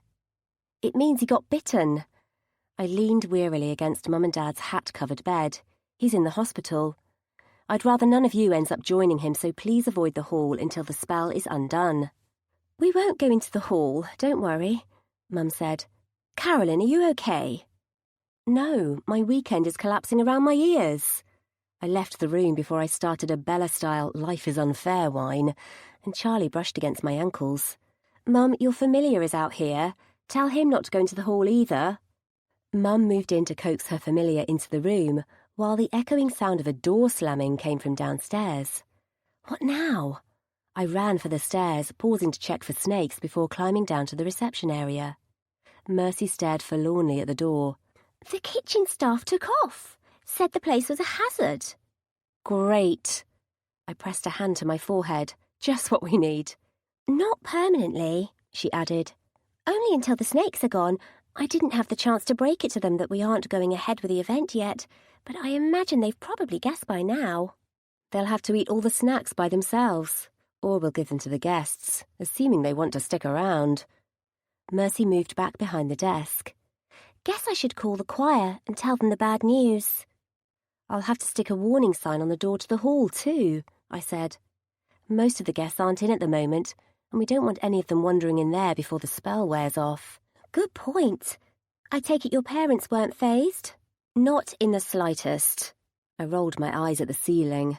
"Okay, I'll put a sign on the door while you contact the choir." "Deal." She picked up the phone while I repurposed an abandoned banner to say, "Beware snakes," and stuck it across the door to the hall. Not my finest work, but it would do the job. Now to deal with another pressing matter. Mercy put down the phone. "I can't get through to them. Where are you going?" I grabbed my coat. "I'm going to Janice's place to get the wishing box back. I know I said I wouldn't, but Janice broke our agreement within a couple of hours of us making it. I'm sick of taking the high road while she walks all over us." "So you're going to steal the box back by yourself?" asked Mercy. "Want backup?" Nah, you should keep an eye on things here. Besides, if I get caught, one of us needs to be able to keep the inn running. Besides, this was personal. While confronting Janice alone was probably a bad idea, I had nothing to lose at this point. I needed to get that box back. A loud meow drew my attention to Charlie the familiar, who'd somehow slipped downstairs again. You're supposed to be in my parents' room. There's snakes on the loose down here. I picked him up to take him back upstairs, but he wriggled out of my grip and meowed loudly. Don't you start, I told him. I have something important I need to do. A second loud meow startled me, especially when he then circled my legs and started to nudge me towards the door. You want to come with me to see Janice? Really? I couldn't exactly communicate with him the way Mum could, but I was beginning to wonder if he understood something of what was going on in here after all. Can he understand you? Asked Mercy. The cat meowed in reply. He understands my mum, I said. I'll ask her. I dodged Charlie's attempts to herd me out the door and instead coaxed him upstairs, where I knocked on the door to my family's room. Charlie followed me downstairs. Oh, Mum opened the door. Come back in, Charlie. I think he wants to come with me, I said, to look for the missing wishing box. He hid it outside in his hiding spot a few days ago, so there's a chance he might be able to help me find it. He hid it? Yeah, before it vanished. Would he be able to recognise it if he saw it again? Yes, I think he would. Mum crouched beside her familiar and spoke to him. If you're sure you want to go and look for it, then you can take him with you. Thanks. It was a long shot, but if Janice had hidden the box, Charlie ought to be able to seek it out without me having to sneak into all the rooms at her inn myself. I still ran the risk of one of us getting caught in the act, of course, but that way I wouldn't have to do the stealth part myself. With Charlie in my arms, he refused to walk in the snow. I walked swiftly down the road and towards Janice's inn, hardly pausing for breath. Anger spurred me on, coupled with a fair bit of despair. I couldn't believe Janice had gone so far as to risk someone dying of a snake bite for the sake of revenge, especially after she and I had agreed to leave one another alone. But that's what I got for assuming there were depths to which she wouldn't sink. Granted, the way the wishing box operated wasn't necessarily within the user's control, but Janice ought to have known from the frog and blizzard incidents that the situation could easily spiral beyond her intentions, and she'd still use the box again. Before I entered Janice's inn, I set Charlie down on the doorstep. I'm pretty sure the box is somewhere in there. Can you bring it outside and meet me at the corner over there? The cat shook his head irritably, as though unimpressed at the notion of having to walk through the snow to our meeting point. But it was that or risk getting caught on the doorstep. Hoping he understood me, I left him to sneak in via the back door and entered the lobby myself. Janice scowled at me over the desk. What now? Are you serious? I folded my arms across my chest. I should never have expected you to keep your word, but getting someone hospitalized is too much, even for you. She blinked. I'm sorry, what? The snakes, I said. One of the theatre group members is in the hospital. Our guests have all been placed in danger, and our event's cancelled. Are you happy now?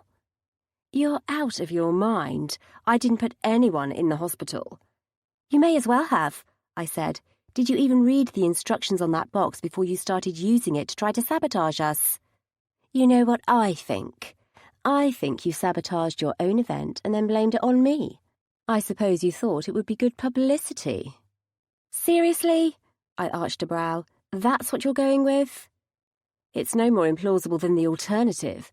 I've had enough of being accused of things I didn't do. You're the only person who'd have had reason to wreck our weekend, I said. Besides, you took the wishing box. I don't have your missing box. Get out of here or I'm calling the police. I very nearly dared her to do exactly that, but Charlie was still elsewhere in the inn, looking for the box. Once I had it back in hand, it didn't matter if she denied all my accusations. I'd be able to get myself out of this situation without needing to worry about her any longer. Fine, I said, but I'm not taking your word for it the next time you make any promises. Hoping she wouldn't guess I'd sent Mum's familiar to sneak around the rooms, I left for our meet-up point on the corner, walking as slowly as I dared while I waited for the cat to catch me up. My heart leapt when I finally spotted him padding towards me, then sank just as fast when it immediately became apparent that he wasn't carrying the wishing box. I crouched beside the little cat as he approached me and sprang into my arms. "Didn't you find the wishing box?" Oh no. It seemed Janice hadn't lied when she'd said she didn't have the box. That didn't mean she hadn't previously had it in her possession, but I hadn't considered the possibility that she'd get rid of the evidence. Maybe she'd given it to someone else for safekeeping, but who might that be? For now, I carried Charlie back to the inn and found Mercy on the phone again. She hung up as I released the cat, who shook off the bits of snow which had landed on his ears and padded upstairs without looking back. "Daryl is fine," she said. "Turns out the bite wasn't deadly. Did you get the box?" "Janice doesn't have it," I said. "She's still claiming I'm making up the whole thing, and Charlie went looking for the box and didn't find it anywhere on her property." "Seriously? How is that possible?" "I have no idea. I thought she might have given it away to someone else, but it's not like I know who she'd have trusted to look after something so valuable." "Nor me. Does she even have any friends?" "Haven't a clue," I said. "Have the other guests come back yet?" "No, and we're going to have to come up with an alternative dinner menu now we have no kitchen staff." I'd forgotten that slight issue. "We do have a bunch of unused snacks for the weekend." "You want to serve our guests snowflake cakes and reindeer cookies?" "Do you have a better idea?" I rubbed my forehead. "It's that, or order a takeaway delivery. The guests might appreciate the variety, I guess." "Yeah, we might as well do something with the buffet snacks, though." She didn't add what we were both thinking, that surrendering the snacks would mean admitting the event was doomed. Despite it all, a sliver of hope remained. If I could just figure out who did have the wishing box, then we might be able to snatch victory from the jaws of defeat after all. I was so certain Janice took the box. Am I losing my mind? Probably. Bella entered the reception area. I frowned at her. "What are you doing downstairs? I told you to stay in your room." "Technically, you only told Mum and Dad to stay in the room," she said. "They're going overboard making new costumes again." "Why? We don't need them anymore now the event is cancelled." Her brows rose. "You cancelled it?" "Not officially, but we can't exactly get on with the show with no theatre group and a bunch of snakes locked in our hall. I thought you said they were going to turn back into tinsel soon." "They are," said Mercy. "But Marcus and the others don't want to risk it happening again during the final performance." "Oh," said my sister. "I'm sorry." She sounded almost contrite, which was weird and possibly a first in my lifetime. I shook my head. "Never mind, I'll talk to Mum and Dad about alternative uses for their costumes. Maybe they could sell custom antlers in their hat store. That way, at least one of us would get something positive out of this mess." I trailed upstairs and found Charlie the cat nudging open the door to my family's room. "Carolyn," said Mum as I caught the door before it closed. "How'd it go?" "Not great," I said. "Charlie couldn't find the wishing box. Either Janice wasn't responsible at all, or she got rid of the box before we could get our hands on it." "Oh no," she said. "Should we go and talk to her then?" "Don't. We've done all we can. If I push her any further, she'll have us arrested. There's no evidence against her. If someone else has the box, I can't figure out who it is." Dad moved a pile of antlers across the bed. "Are you sure there's nothing we can do?" "There really isn't. You don't need to keep making the costumes either." "But we're having fun with it," said Mum. "We should have started making holiday-themed hats sooner."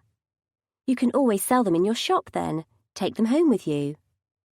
"Unless you wanted to sell them here at the inn, to make up for the lost ticket sales," Dad suggested. "We can't fly them all home with us." I blinked at him. "That's not a bad idea, but are you sure? I mean, you're the ones who made them." "It's no problem," said Mum. "Most places don't ship to the North Pole, I heard." "You aren't wrong," I said, surprised at their relative thoughtfulness. Might make up for Janice buying every reindeer costume in town. "Exactly," Mum said. "Want to help us out?" Normally I'd have refused, but I figured I might as well do something useful rather than sitting around moping. I could have tried to cook dinner, of course, but given how the week had been going so far, I wouldn't have been surprised if I accidentally started a fire. No, we'd be better off ordering something from one of the local takeaway shops instead. Sure, I'll help for a bit. I started by moving the stack of antlers to a corner of the room to free up some space on the bed. Doing something useful did help my mood a little, though it wasn't like my week could get any worse. I needed to check with Mercy about pricing, but I could have done worse than hide among a pile of antlers to avoid my problems. Better than picking another fight with Janice. As I moved over to Bella's side of the room, I found a piece of paper lying on the floor. Frowning, I picked it up. Scrawled across it in my sister's handwriting were the words, "I wish the rehearsal would stop." I stared at the note, disbelief filtering through. Bella had made a wish, written it down, and the rehearsal had stopped because the tinsel had turned into snakes and stopped our entire event in its tracks. "Sweetheart, what's that?" asked Mum. "It was Bella," I said. "She wrote this." I showed both of them the note, which they stared at in silence for several seconds. Then we all turned in unison as the door opened and Bella herself entered the room. "What?" she asked. "What are you looking at?" I held up the note. "Did you write this?" "What is it?" She walked closer, then froze mid-step as her gaze took in her own handwriting on the page. I lowered my hand. "You wanted the rehearsal to stop?" "Of course I did," she said. "I hated that noise." "Someone got bitten by a snake, which might have been deadly." I clenched my hand over the note. "Janice is out to get me because I accused her of using the wishing box to sabotage our event. But are you saying it was you the whole time?" "Hang on a second," she said. "I wasn't saying I did anything." "Why else would you write it down?" She ducked her head, a flush spreading across her cheeks. "That isn't what it looks like." "It looks like you wanted to ruin our rehearsal, which is exactly how it turned out," I said. "Now our plans are in tatters, all of them." Her mouth opened and closed like a goldfish. "I didn't do it." "You wrote this note." She didn't say a word in her own defense, simply turning around and leaving the room. Meanwhile, Mum and Dad both watched me with such sad expressions that I wished the floor would swallow me up. "I don't think she did it," Mum said. "She wouldn't have ruined your plans." "Why did she write this note then?" I threw it down on the floor. "Is the box in here?" "The wishing box?" she asked. "I haven't seen it." "Nor have I," said Dad. "I don't think she's taken that note outside of the room either. I saw her writing in a notepad earlier." "If the wishing box was in here," Mum said, "then Charlie would have found it." Her familiar meowed as though in agreement. He hadn't found it in Janice's inn either. But it made no sense for Bella to act as if the box was in her possession if it was nowhere in sight. Then what was the point of her writing the note? "Maybe she just wanted to write down her feelings on paper," Dad suggested. She hadn't put the note in the wishing box then. That didn't erase her intentions, but the only way to know for sure was to confirm the box wasn't in the room.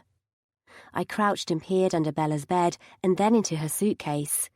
Guilt jabbed icy fingers into me as I sifted through her clothes, made worse by my parents' silent onlooking. Yet, no matter how hard I searched, no signs of the box materialized on her side of the room. My gaze went to the piles of hats surrounding my parents' bed and the towering stacks of souvenirs. "You can search if you like." Mum stood. I didn't move. "Are you absolutely sure she never took the note out of the room?" "She didn't," Mum said. "She might have written it on the first night." "During the first rehearsal?" I asked. Dad nodded. "Yes, I remember seeing her writing in a notebook then. It makes sense that she was annoyed at first, but she didn't write anything during the more recent rehearsal." "But," I faltered, "she hates it here." "I think it's growing on her," Mum said. "She told me." "She didn't tell me that." A fresh wave of guilt swirled inside me. "She said she came here to make sure both of you didn't get into trouble, nothing more." "I know," said Mum. "She hates snow, poor thing, but she wanted to see you for the first time in months." "She didn't mention that either." Not that either of us was great at being honest with one another. Besides, she'd wanted the rehearsal to stop and had gone as far as to write it down with the intention of putting it in the wishing box, which she'd definitely seen on her first day before it had disappeared. How was I to know for sure that she hadn't got her hands on it at any point? I'd already searched the room, though, confirming that Bella didn't have the wishing box in her possession. Now my sister wasn't talking to me on top of everything else, and I hadn't the faintest idea of how to fix any of this. Chapter 13. After leaving my parents' room, I went downstairs and found Mercy alone in the reception area. "Did you see Bella?" "She just went out," Mercy said. "Is she okay? She seemed pretty upset." My chest tightened. I may have accused her of stealing the wishing box herself. "You didn't, did you?" "She had a wish written down on a piece of paper," I explained. "It said she wanted the rehearsal to stop in no uncertain terms." Her mouth opened. "Oh." "Exactly," I said. "Mum and Dad are proclaiming her innocence, but with Janice off the hook, I have no idea who else would want to sabotage our event." She sucked in a breath. "Is there a way to get your sister to admit the truth? It's got to be easier than dealing with Janice." "Maybe. Mum and Dad think she wrote the note the first night and never put it in the box. I looked all over their room and didn't find any signs of it either." She grimaced. "To be honest, it sounds like she just got unlucky when she left the note lying around and didn't have the box after all. Unless there's another hiding place we don't know about." "But our rehearsal did get wrecked, in style." I indicated the door to the hall, from behind which a series of hissing noises issued. Though I don't think she'd have wanted that to be the result. "No, I wouldn't have thought so," said Mercy. "All right, we need to redo the dinner menu before the other guests get back." We spent the rest of the evening brainstorming alternative plans for the weekend, none of which amounted to anything, and trying not to look at the almost sold-out tickets to the play without any plans for how to refund them. When the other guests showed up after their tour, they assumed the snakes were part of some secret plan for the weekend. I hadn't the heart to tell them otherwise, nor that our last-minute menu change wasn't due to the kitchen staff being occupied with preparations for the event. While my parents were as unbothered as ever, Bella didn't return as the evening passed, and I started to worry that she'd stay out all night. In the end, I could only do so much wallowing before I wanted to start fixing the damage, even if it was too late to salvage the actual event. While Mercy went to bed early, I ended up pacing around the lower floor in the dark, waiting for Bella to get back so I could apologize to her in person. My sister didn't return until nearly midnight. I'd nearly tripped over Charlie 4 times before the door opened and Bella walked into the reception area. The instant she saw me, she backed straight out of the door. "Don't leave," I said. "I'm sorry. That's all I wanted to say." She shrugged, but otherwise didn't move. "Does that mean you believe I didn't ruin your rehearsal?" "I don't think you'd willingly set a bunch of snakes loose on everyone," I said. "So, yes, I believe you." "You're welcome to tell the theatre group I'm the one responsible," she said, "if that makes them come back." I frowned. "But you didn't, right?" "Does it matter?" She closed the door firmly behind her, as though to avoid looking me in the eyes. "You're losing all your hard work one way or another, and if you can't find the real culprit, then you might as well blame me." "But—" I trailed off when she turned back around, and I glimpsed the sheen of tears in her eyes. "I don't want you to take the heat for something you didn't do." "Some heat would be nice right now," she said in a half-hearted attempt at humour. "Look, I'm sorry. I found the note in your handwriting and you were upset. I get it. Look, I'll be going home in a few days. I don't mind if you tell them I did it." "I do." I meant it too. "I know I screwed up." "It's up to you." She climbed the stairs back to her room, leaving me feeling worse than ever. Blinking back tears of frustration and guilt, I went to bed in the hopes of snatching a little sleep before the next disaster fell on our heads. The following morning, a cloud of gloom hung over the entire inn. From Mercy's expression, she hadn't slept a lot either, and none of us spoke much at breakfast. With the exception of my parents, of course, who happily discussed their latest hat ideas over the table. Since I was happy to cling to one semblance of normality, I left them to it. As for their offer to let us sell some of their antlers at the inn, That would have to wait until we were rid of our reptilian guests in the hall. After my parents had returned to their room to get ready for the day, Mercy and I turned to the task we'd been putting off the previous day, dismantling the remnants of our weekend event. "We might as well start processing the refunds for the play tickets for a start," she said. "We need to call the choir too. I couldn't get through to them yesterday, but the event is tomorrow. They deserve to know it's not going ahead." "And the theatre group?" I asked. "Have you heard from them?" "I haven't. To be honest, I'm waiting for Marcus to call and boast that he's working with Janice instead." "Not necessarily. Sounds like someone's been pranking her too. And what about Daryl? Isn't he out of the hospital by now?" "Not yet, I don't think." She looked down, a flush lighting her cheeks. "I wondered about visiting him, but if Marcus is there, I don't want him to start lecturing me again. Besides, I was thinking—" She trailed off. "Thinking what?" She drew in a breath. "What you said about Daryl using the wishing box himself. I've been thinking it over, and he does at least have a motive to have taken it, even if it wasn't him who caused all our misfortune." "You think he's the one who's had it the whole time?" I highly doubted he'd opted to get himself bitten by a snake in order to impress Mercy, but it wasn't like I had any better ideas. "I can't think of anyone else who knew about it that early on, except for us." "And except for my sister," I added. "Janice too, but whoever's using the box has been targeting both of us. Who has a grudge against us both?" "Not just us and Janice," said Mercy. "The theatre group might have been the targets too. Maybe the person who wrecked the costumes was aiming at them instead. Same with the tinsel." "Don't forget the choir," I said. "They got hit too." "I doubt I'll forget any time soon." She approached the door to the hall, still decorated with my useless banner. "I don't hear any more hissing. It might be safe to check on our tinsel." "Go ahead." I walked behind her, prepared to intervene if the hall did turn out to still be full of snakes. Mercy opened the door, approaching the cage of chairs in the corner of the hall. Inside lay a heap of multicoloured, glittering tinsel, without a single snake in sight. "Finally, some good news." "Except we're the ones who have to put the decorations back up." I glanced over at the door, seeing my parents had entered the reception area.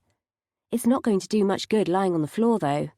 Mum entered the hall, spotting the small mountain of tinsel inside the hall. "No more snakes, I take it?" "Just tinsel." I began moving some of the chairs back into line. "Might take a while to fix everything, but it'll give us something to do." "We can help," Mum insisted, bounding over to pick up a piece of tinsel. "Just tell us where to put it." Gratitude flooded me. "Thanks. Tell you what, you can put the chairs back in line. I'll deal with the tinsel." I went to fetch the stepladder before I got to work, recalling an unfortunate incident when Bella and I were kids involving Dad, a collapsed stepladder, and several broken bones. Given our abysmal luck this week, I'd rather be the one to climb the ladder. I hung up loops of tinsel around the hall, and Mercy took care of the tree in the reception area, while we waited for the kitchen staff to show up so we could tell them about the cancelled event in person. Mercy's idea, not mine, because I was less than convinced that they'd come back at all after the snake fiasco yesterday. After a few minutes of hanging decorations up, however, I heard raised voices coming from the entryway. Abandoning the tinsel, I ran out and found the kitchen staff gathering in the lobby, looking at Mercy in bewilderment. "You mean to tell me you cancelled the event without telling us?" Angus said. "We had to," she said. "The theatre group quit because of the incident with the snakes." "Of course that Marcus threw a tantrum," said the chef, rolling his eyes. "Should have known." "In fairness to him, I might have cancelled an event if one of my colleagues was bitten by a snake too," I said. "We're still happy to pay for the refreshments. We're coming up with a replacement for tomorrow's event." "Then I hope you'll enlighten us on what it is before the event starts," one of the other staff members said in sour tones. "We will," said Mercy. "Sorry, if it's any consolation, the snakes have all gone, and they won't be coming back." The staff did not look convinced, and they left for the kitchen without another word. I winced. That could have gone better. "What's the betting they'll be next to quit? I get why they're annoyed at Marcus, but there aren't many people who'd be okay with performing where the decorations keep turning into deadly animals." Our earlier conversation about Daryl came floating back into my mind. If Daryl did take the wishing box, do you think Marcus knew? Mercy's brow furrowed. How on earth would I know? Someone has to, I said. Tell you what, we'll list everyone who might have known we had the box. We have to start somewhere. The two of us resumed hanging tinsel around the tree in the reception area as we talked through our theories so far. OK, what was our first issue? Asked Mercy. The snowstorm, right? Janice might have used a spell and not the box, I said. Otherwise, how many people came near the inn within the same day of the wishing box's disappearance? Your family, but you already struck them off the list.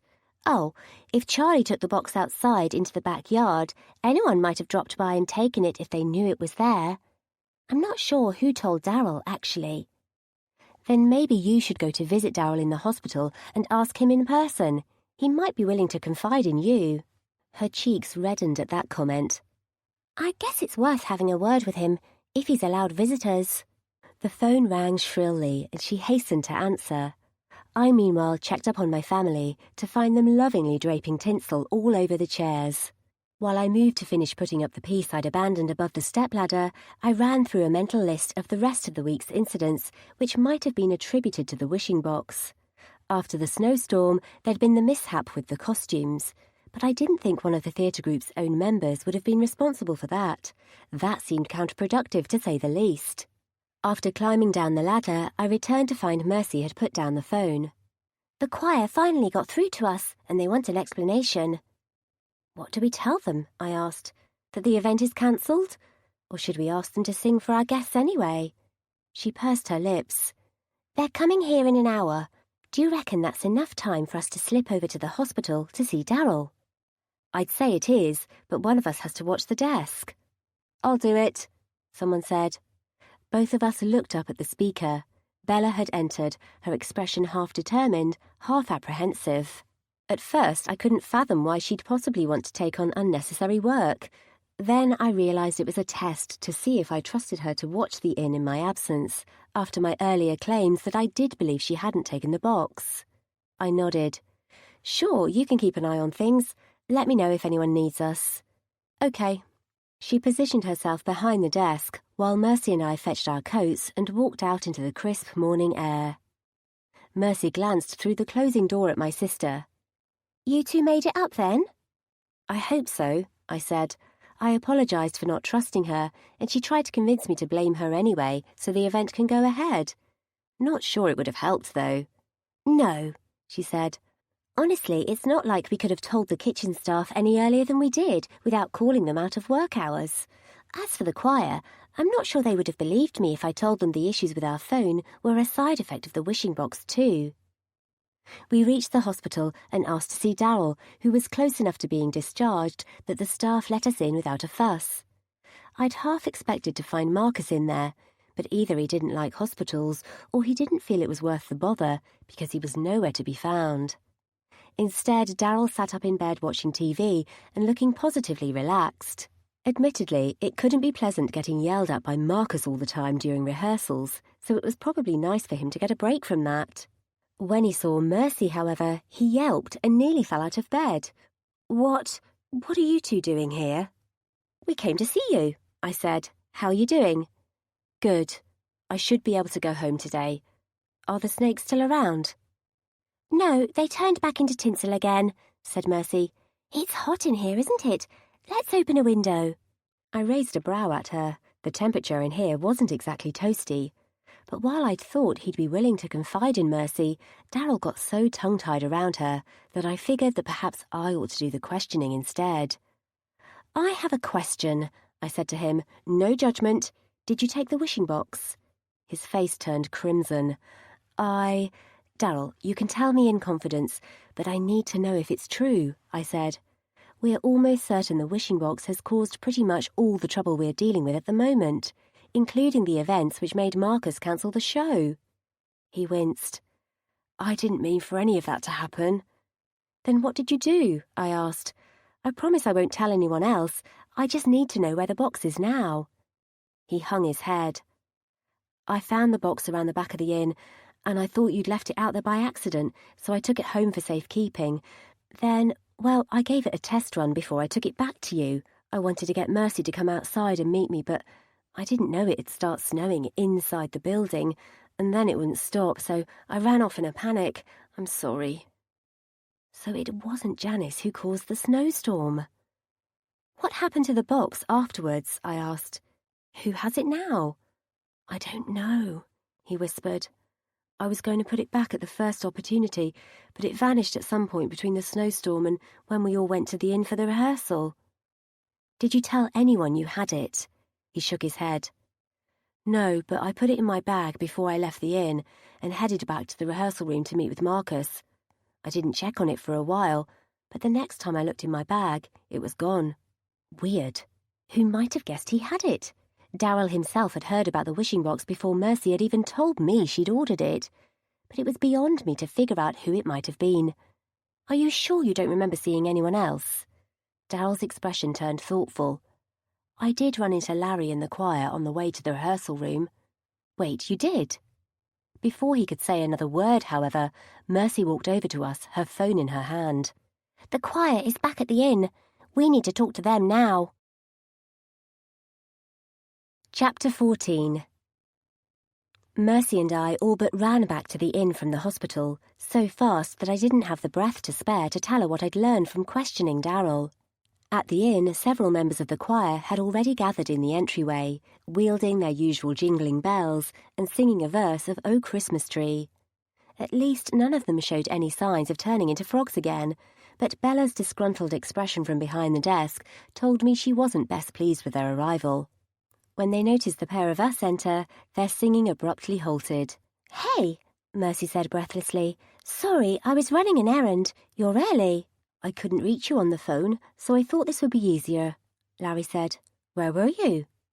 We were visiting Darryl from the theatre group in the hospital," Mercy said.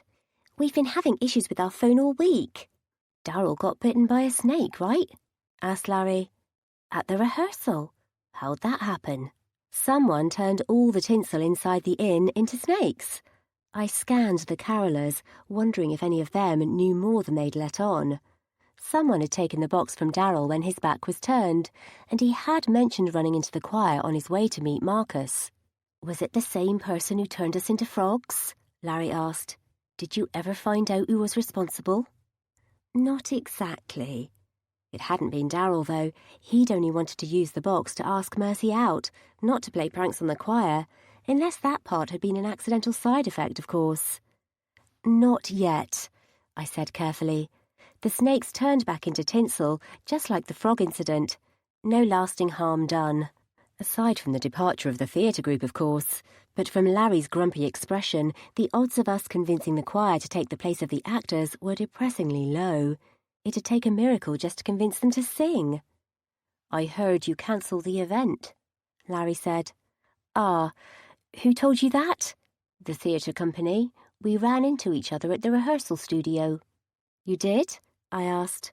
Marcus dropped out of the event and dragged the rest of the group along with him, and we've yet to find an alternative. Said he couldn't risk a repeat of the snake incident. Larry made a sceptical noise. "More like it's because he got offered a major role in that West End production in London." Mercy and I exchanged surprised glances. "He did what?"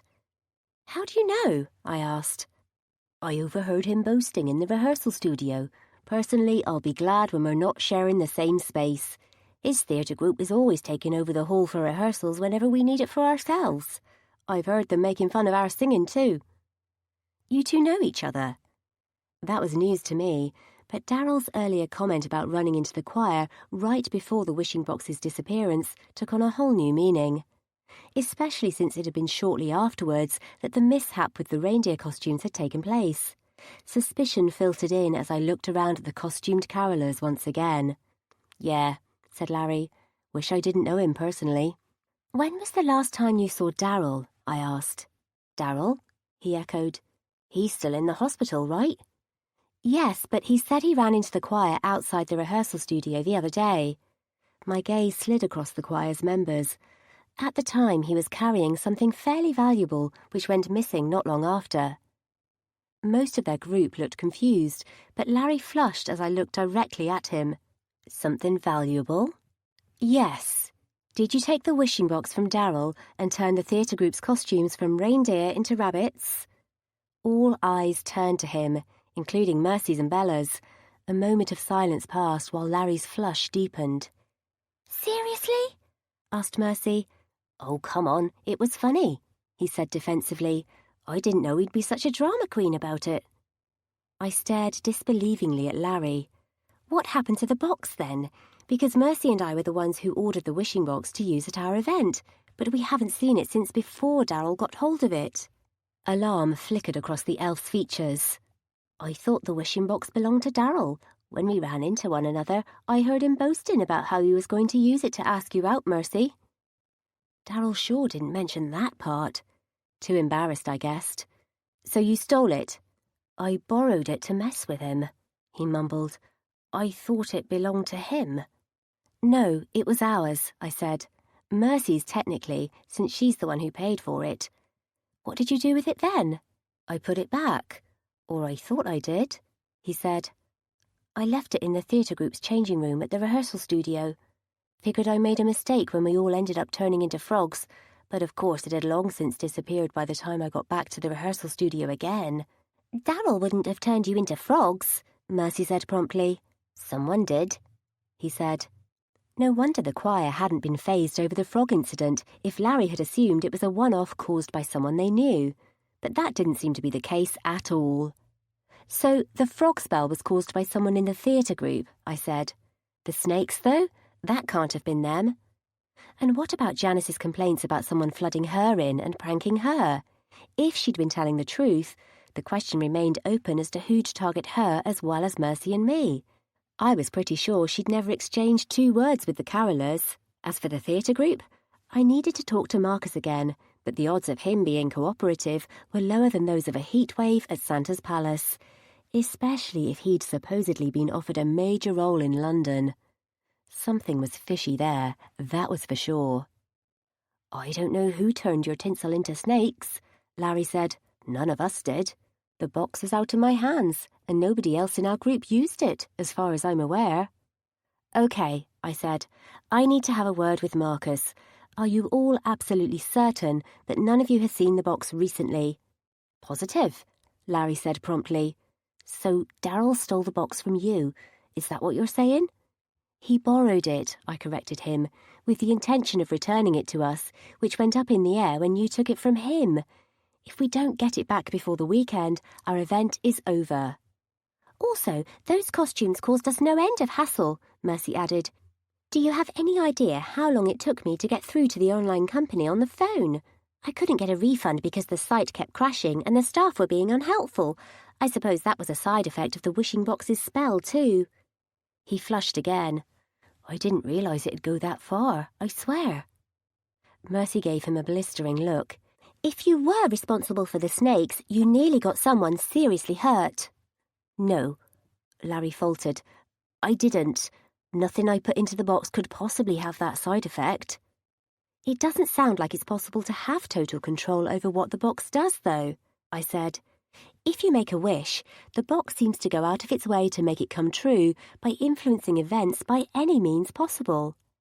Like causing websites to crash, phones to disconnect, and events to be cancelled, and lives to be placed in dire peril, maybe. If the person who'd caused the snake incident hadn't done so intentionally, then we'd have to have a serious debate over whether to use the box ourselves at all. At that moment, the group of carolers shuffled away from the door, revealing Janice elbowing her way into the inn. You think you're being funny, do you? What are you talking about? I asked. You wrecked my sledge, she said. A block of ice fell out of the sky and crushed it. I didn't do anything. I glanced at Mercy, who looked as bewildered as I felt. We went to visit Darryl in the hospital, and then we came straight back here to talk to the choir. She snorted. A likely story. It's true, I said. You know that missing wishing box I mentioned? Turns out that Darryl was the one who caused the blizzard, while the carolers were behind the incident with the costumes. Am I supposed to feel sorry for you? Janice wanted to know. What my sister is trying to say, said Bella, is that she's sorry for accusing you of stealing the box and using it against her. A flush crept up my neck. Yeah, pretty much. Janice made a sceptical noise. I'll believe that when I see it. You still haven't denied wrecking my sledge. I didn't even know you had a sledge, I said. I did have a wishing box, which several people here can attest to. I can also prove it was stolen by someone who'd have good reason to turn us against one another. And who might that be? Behind the counter, the phone rang, loudly. Mercy grabbed it, then held it out towards me. Someone's on the phone for you, Carol. I glanced at Janice. Bear with me, I have to take this. Of course you do. She shoved her way through the carolers to the door as I took the phone from Mercy, already knowing who I'd find on the other end. Marcus. The person who'd complained the most about the weekend's events being derailed couldn't be the culprit, or so I'd thought. Someone in his own group had got bitten, after all, though it would explain why he hadn't visited Darryl in the hospital. Yet I was out of any better ideas. I gripped the phone in my hand. What is it, Marcus? The last tickets for tomorrow's event are gone, he said. We're officially sold out. I thought you already quit. I glanced at Mercy, who raised her brows in a non-committal manner. The snakes have gone, if it helps. The rest of the group is willing to go ahead with the show, snakes or no snakes, even Darryl. I'd rather discuss it in person, though. What was he playing at? Apprehension dug its heels in, and I hesitated before saying, The choir is here at the moment, but I'll let you know when they're gone. I'm at the theatre rehearsal space. Can you spare half an hour to drop by? I glanced around at the others, then my gaze landed on Mercy. The last time the wishing box had been seen had been at the rehearsal studio. If Marcus wanted to talk in person, then so be it. Time to settle this once and for all. Chapter 15.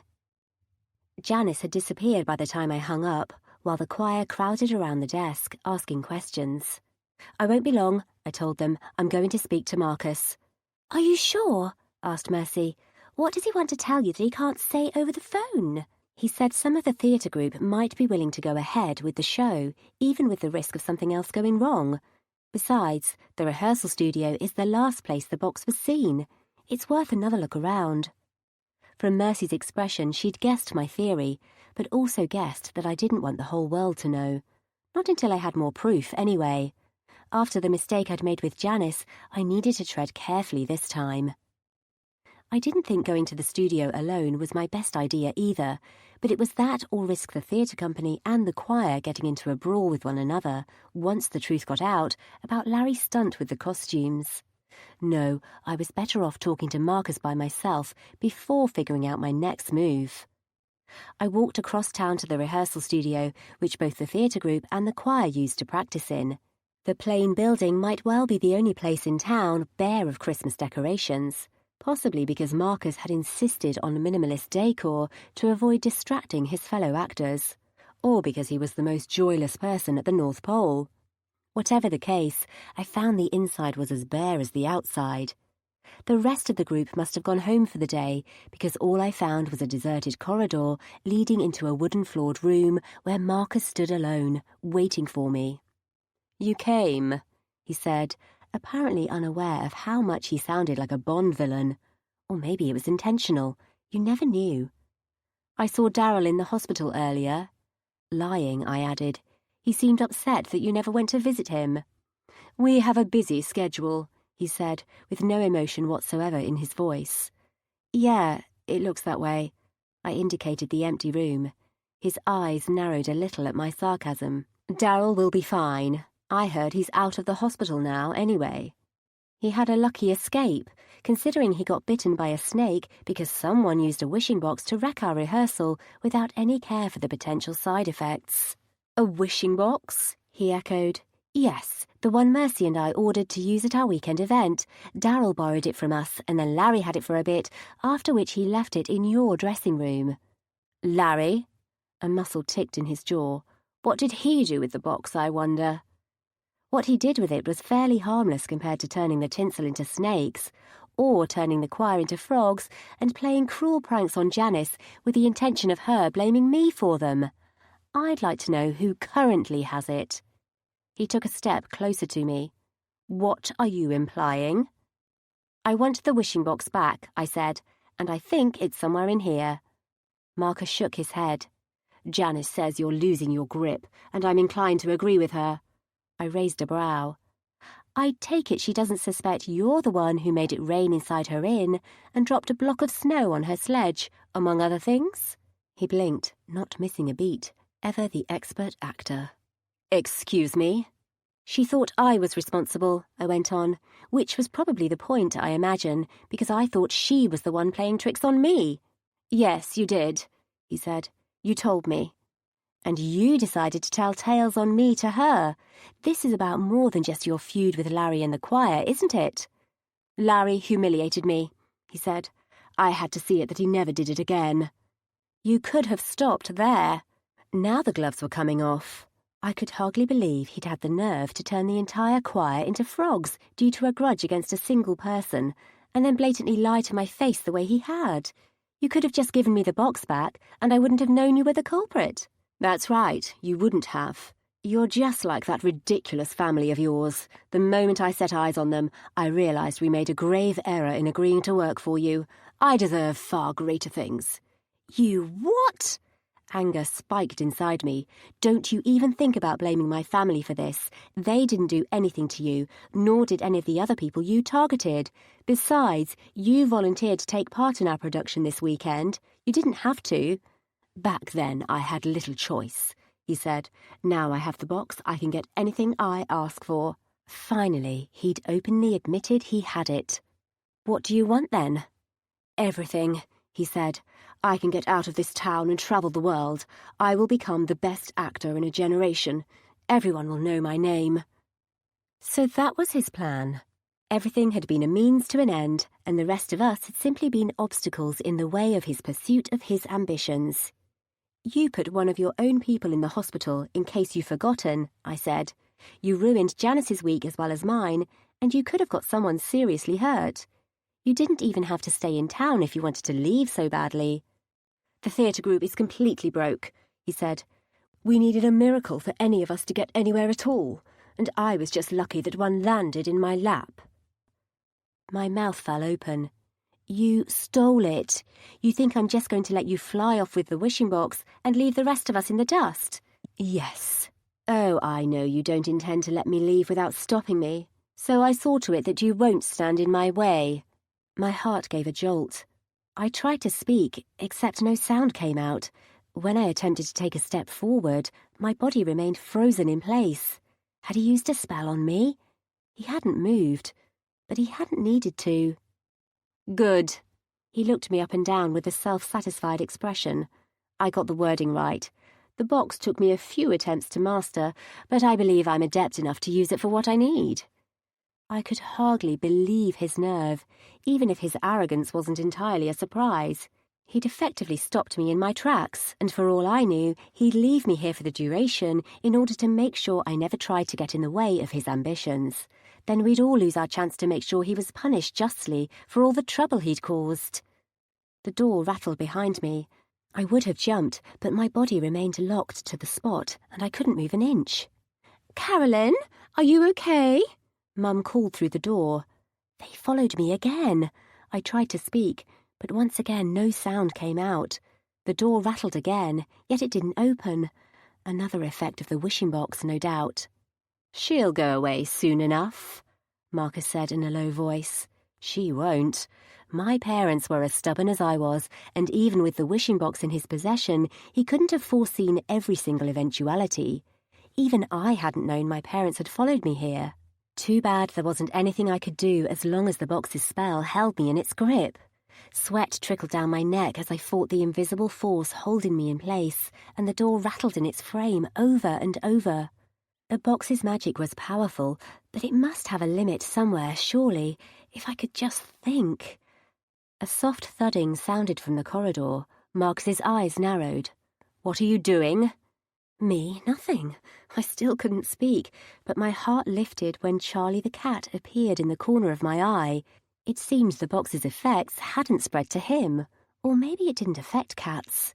A glint caught the light, and my heart flipped over as I realised the cat held the gleaming red box in his mouth.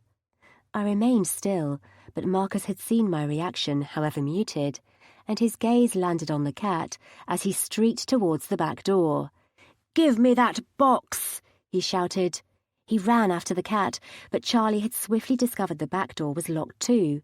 Veering to the side, the cat pelted through Marcus's legs and tripped him up in the process. Marcus went down hard at the same time as the front door opened and revealed my parents. Mum held out her arms for Charlie to run up to her and took the box from his mouth. "Oh, is that it? Excellent." Marcus stumbled upright, but faster than I'd ever have thought possible, Mum opened the box and put a scrap of paper inside it. At once, the frozen sensation left me, and I could move again. I started to cross the room to my parents, only for Marcus to bar my path. "If I can't use the box, I'll have to restrain you myself." I tensed, and a flash of light engulfed the room. My eyes screwed up instinctively, and when I blinked the glare away, nothing more than a single rat lay in Marcus's place. The rat squealed as Charlie bore down on him and pinned him to the spot with a paw. "Don't eat him," I warned. "Oops." Mum eyed the box in her hands. "That box is a little over the top, isn't it?" "You might say that." I walked over to Charlie's side, keeping an eye on the squirming rat. "How do you even know he had the box?" "Bella and Mercy told us everything they knew," Dad said. "Why did you come here alone?" "Because—" I cut myself off. I wanted to get a confession from him without anyone else getting involved, but that wasn't my smartest idea. Nobody else even heard him confess. "I beg to differ," said a voice from behind Mum and Dad. Janice walked into view, eyeing Marcus's rat form. "It was you who was playing tricks on me, and you wanted me to blame Carol for it. So I'd be too busy arguing with you to notice that he was the one who took the box," I added. He must have guessed I figured it out when I visited Daryl in the hospital. Daryl was the first person who took the box, and it changed hands a couple of times before Marcus snatched it up. "Did you hear the part when he told me he planned to fly off to act in a play in the West End?" "He what?" Another voice rang out from behind my parents. The two of them moved aside as several other members of the theatre group crowded into the doorway. With the door open, they'd heard every word of our confrontation, and they eyed Marcus the rat with expressions of shock and betrayal on their faces. Even Daryl had shown up. He must have run straight here to join the others as soon as he'd been discharged from the hospital. "You were the one who ruined our rehearsal?" Daryl asked Marcus. "And caused me to get bitten by a snake?" "Yes," I said. "He pranked the choir too, and Janice." "I knew he was a rat." Mercy walked in, her phone in her hand. "I'll call the police, but I think they'll only be able to arrest him if he's human. We'll keep him as a rat until they get here." While Mercy called the police, I watched him to make sure he didn't try to make a quick getaway. Not that he could do anything as a rat. Meanwhile, Mum handed me the wishing box back, along with a notebook and pen, but I hesitated before writing anything down. The box had caused so many mishaps, even if most of them were down to Marcus's meddling. I'd need to think carefully about the wording. I wrote down, "I wish Marcus would turn human again as soon as the police have him cornered." After double-checking my words for ambiguity, I placed the note into the box. The police showed up within a few minutes, at which point Marcus transformed into a human again. They had him cuffed within seconds, and his protests fell on deaf ears as they hauled him away. With him gone, quietness descended on the room, interspersed with admiring murmurs fixated on the box in my hands. "Nobody else is going to use the box," Mercy said, raising her voice so that everyone in the room could hear. "Not before we can ensure there won't be a repeat of anything Marcus did." A murmur of agreement passed through the theatre group. "We might need a miracle to pull off tomorrow's event," I added, "but I want to offer you the choice of whether or not you want to take part in the show, even without Marcus." Silence fell again, much tenser than before. Then, "We're in," said Daryl. "We won't let him ruin the show." "Agreed," said one of the others, and they all chimed in unison. "Thanks." Dizzy relief flooded me as the others agreed with him. Without Marcus we have nobody to play the leading reindeer, but we can adjust the script. "I can do it," said Daryl. "We all know each other's parts. It seems only fair to go through with the event after Marcus tried to abandon us, right?" Murmurs and nods followed, and even Janice gave me a nod, as though giving me her blessing. I waited for the others to fall silent before addressing the theatre group again. Janice has an event next week too. You might want to consider helping her out, since Marcus was giving her trouble as well. Janice's mouth fell open in shock. She recovered swiftly as the group descended on her to ask her for the details, while I moved back to Mercy's side. "What do you reckon we should do with the box?" she asked. "Use it to ensure the event goes ahead without any more issues?" "Honestly," I said, "I'm not sure we'll need it." Chapter 16. As I'd predicted, we didn't need the wishing box for the show to go on as planned, but Mercy and I kept it in reserve, just in case. During the performance, my family sat in the front row, and I was in such a good mood that Mum and Dad's over-the-top reactions were endearing rather than annoying. Even Bella managed to refrain from complaining, even as fake snow cascaded from the ceiling and kept landing in her lap. She remained on her best behaviour, though, watching the show without making any derisive comments. I respected her self-control, if nothing else, but she'd shown a surprising level of tolerance for the ways of Holiday Haven. In fact, she'd single-handedly sold a dozen of Mum and Dad's newly made reindeer hats to the guests when she'd taken over the reception while Mercy and I ran around making last-minute preparations for the event.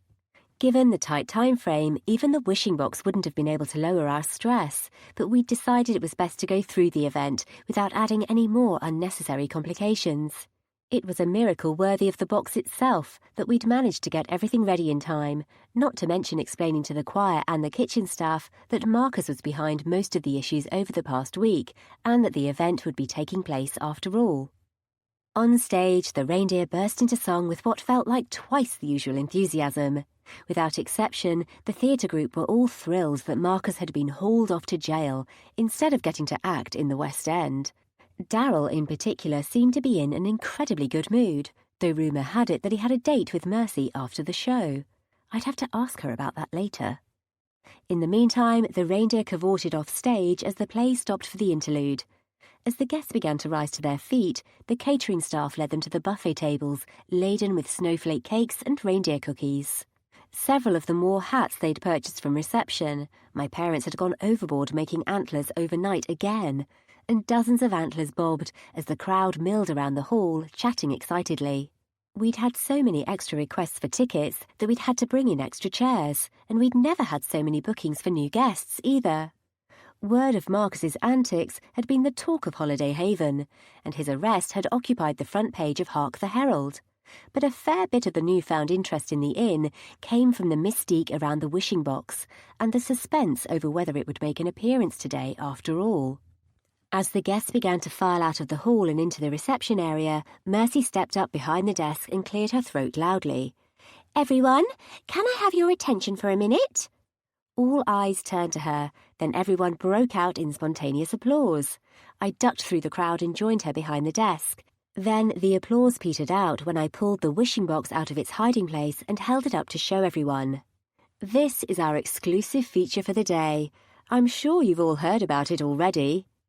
A murmur passed among the gathering guests, part excitement, part wariness. Having heard the full story, they had good reason to be wary of our new toy. "The wishing box is strictly for gift-related wishes only," Mercy told them. "Anyone who wants to get the gift of their dreams is welcome to give it a shot. 1 wish per person. Write out your wish on a piece of paper and hand it to our assistant, who'll give her approval if it's ready to go into the box." As another murmur went through the crowd, Bella approached from the back room. Mum and Dad had somehow got her into a reindeer hat, which only served to make her scowl even funnier, while the guests surged towards the desk to pick up paper and pens to write down their wishes. "I'm reading every wish before it goes in the box," Bella told them. "Every single one. No funny business." Some people were bound to try wishing for something ridiculous, of course, but Bella was more than prepared to ensure only the legitimate wishes made it to the box.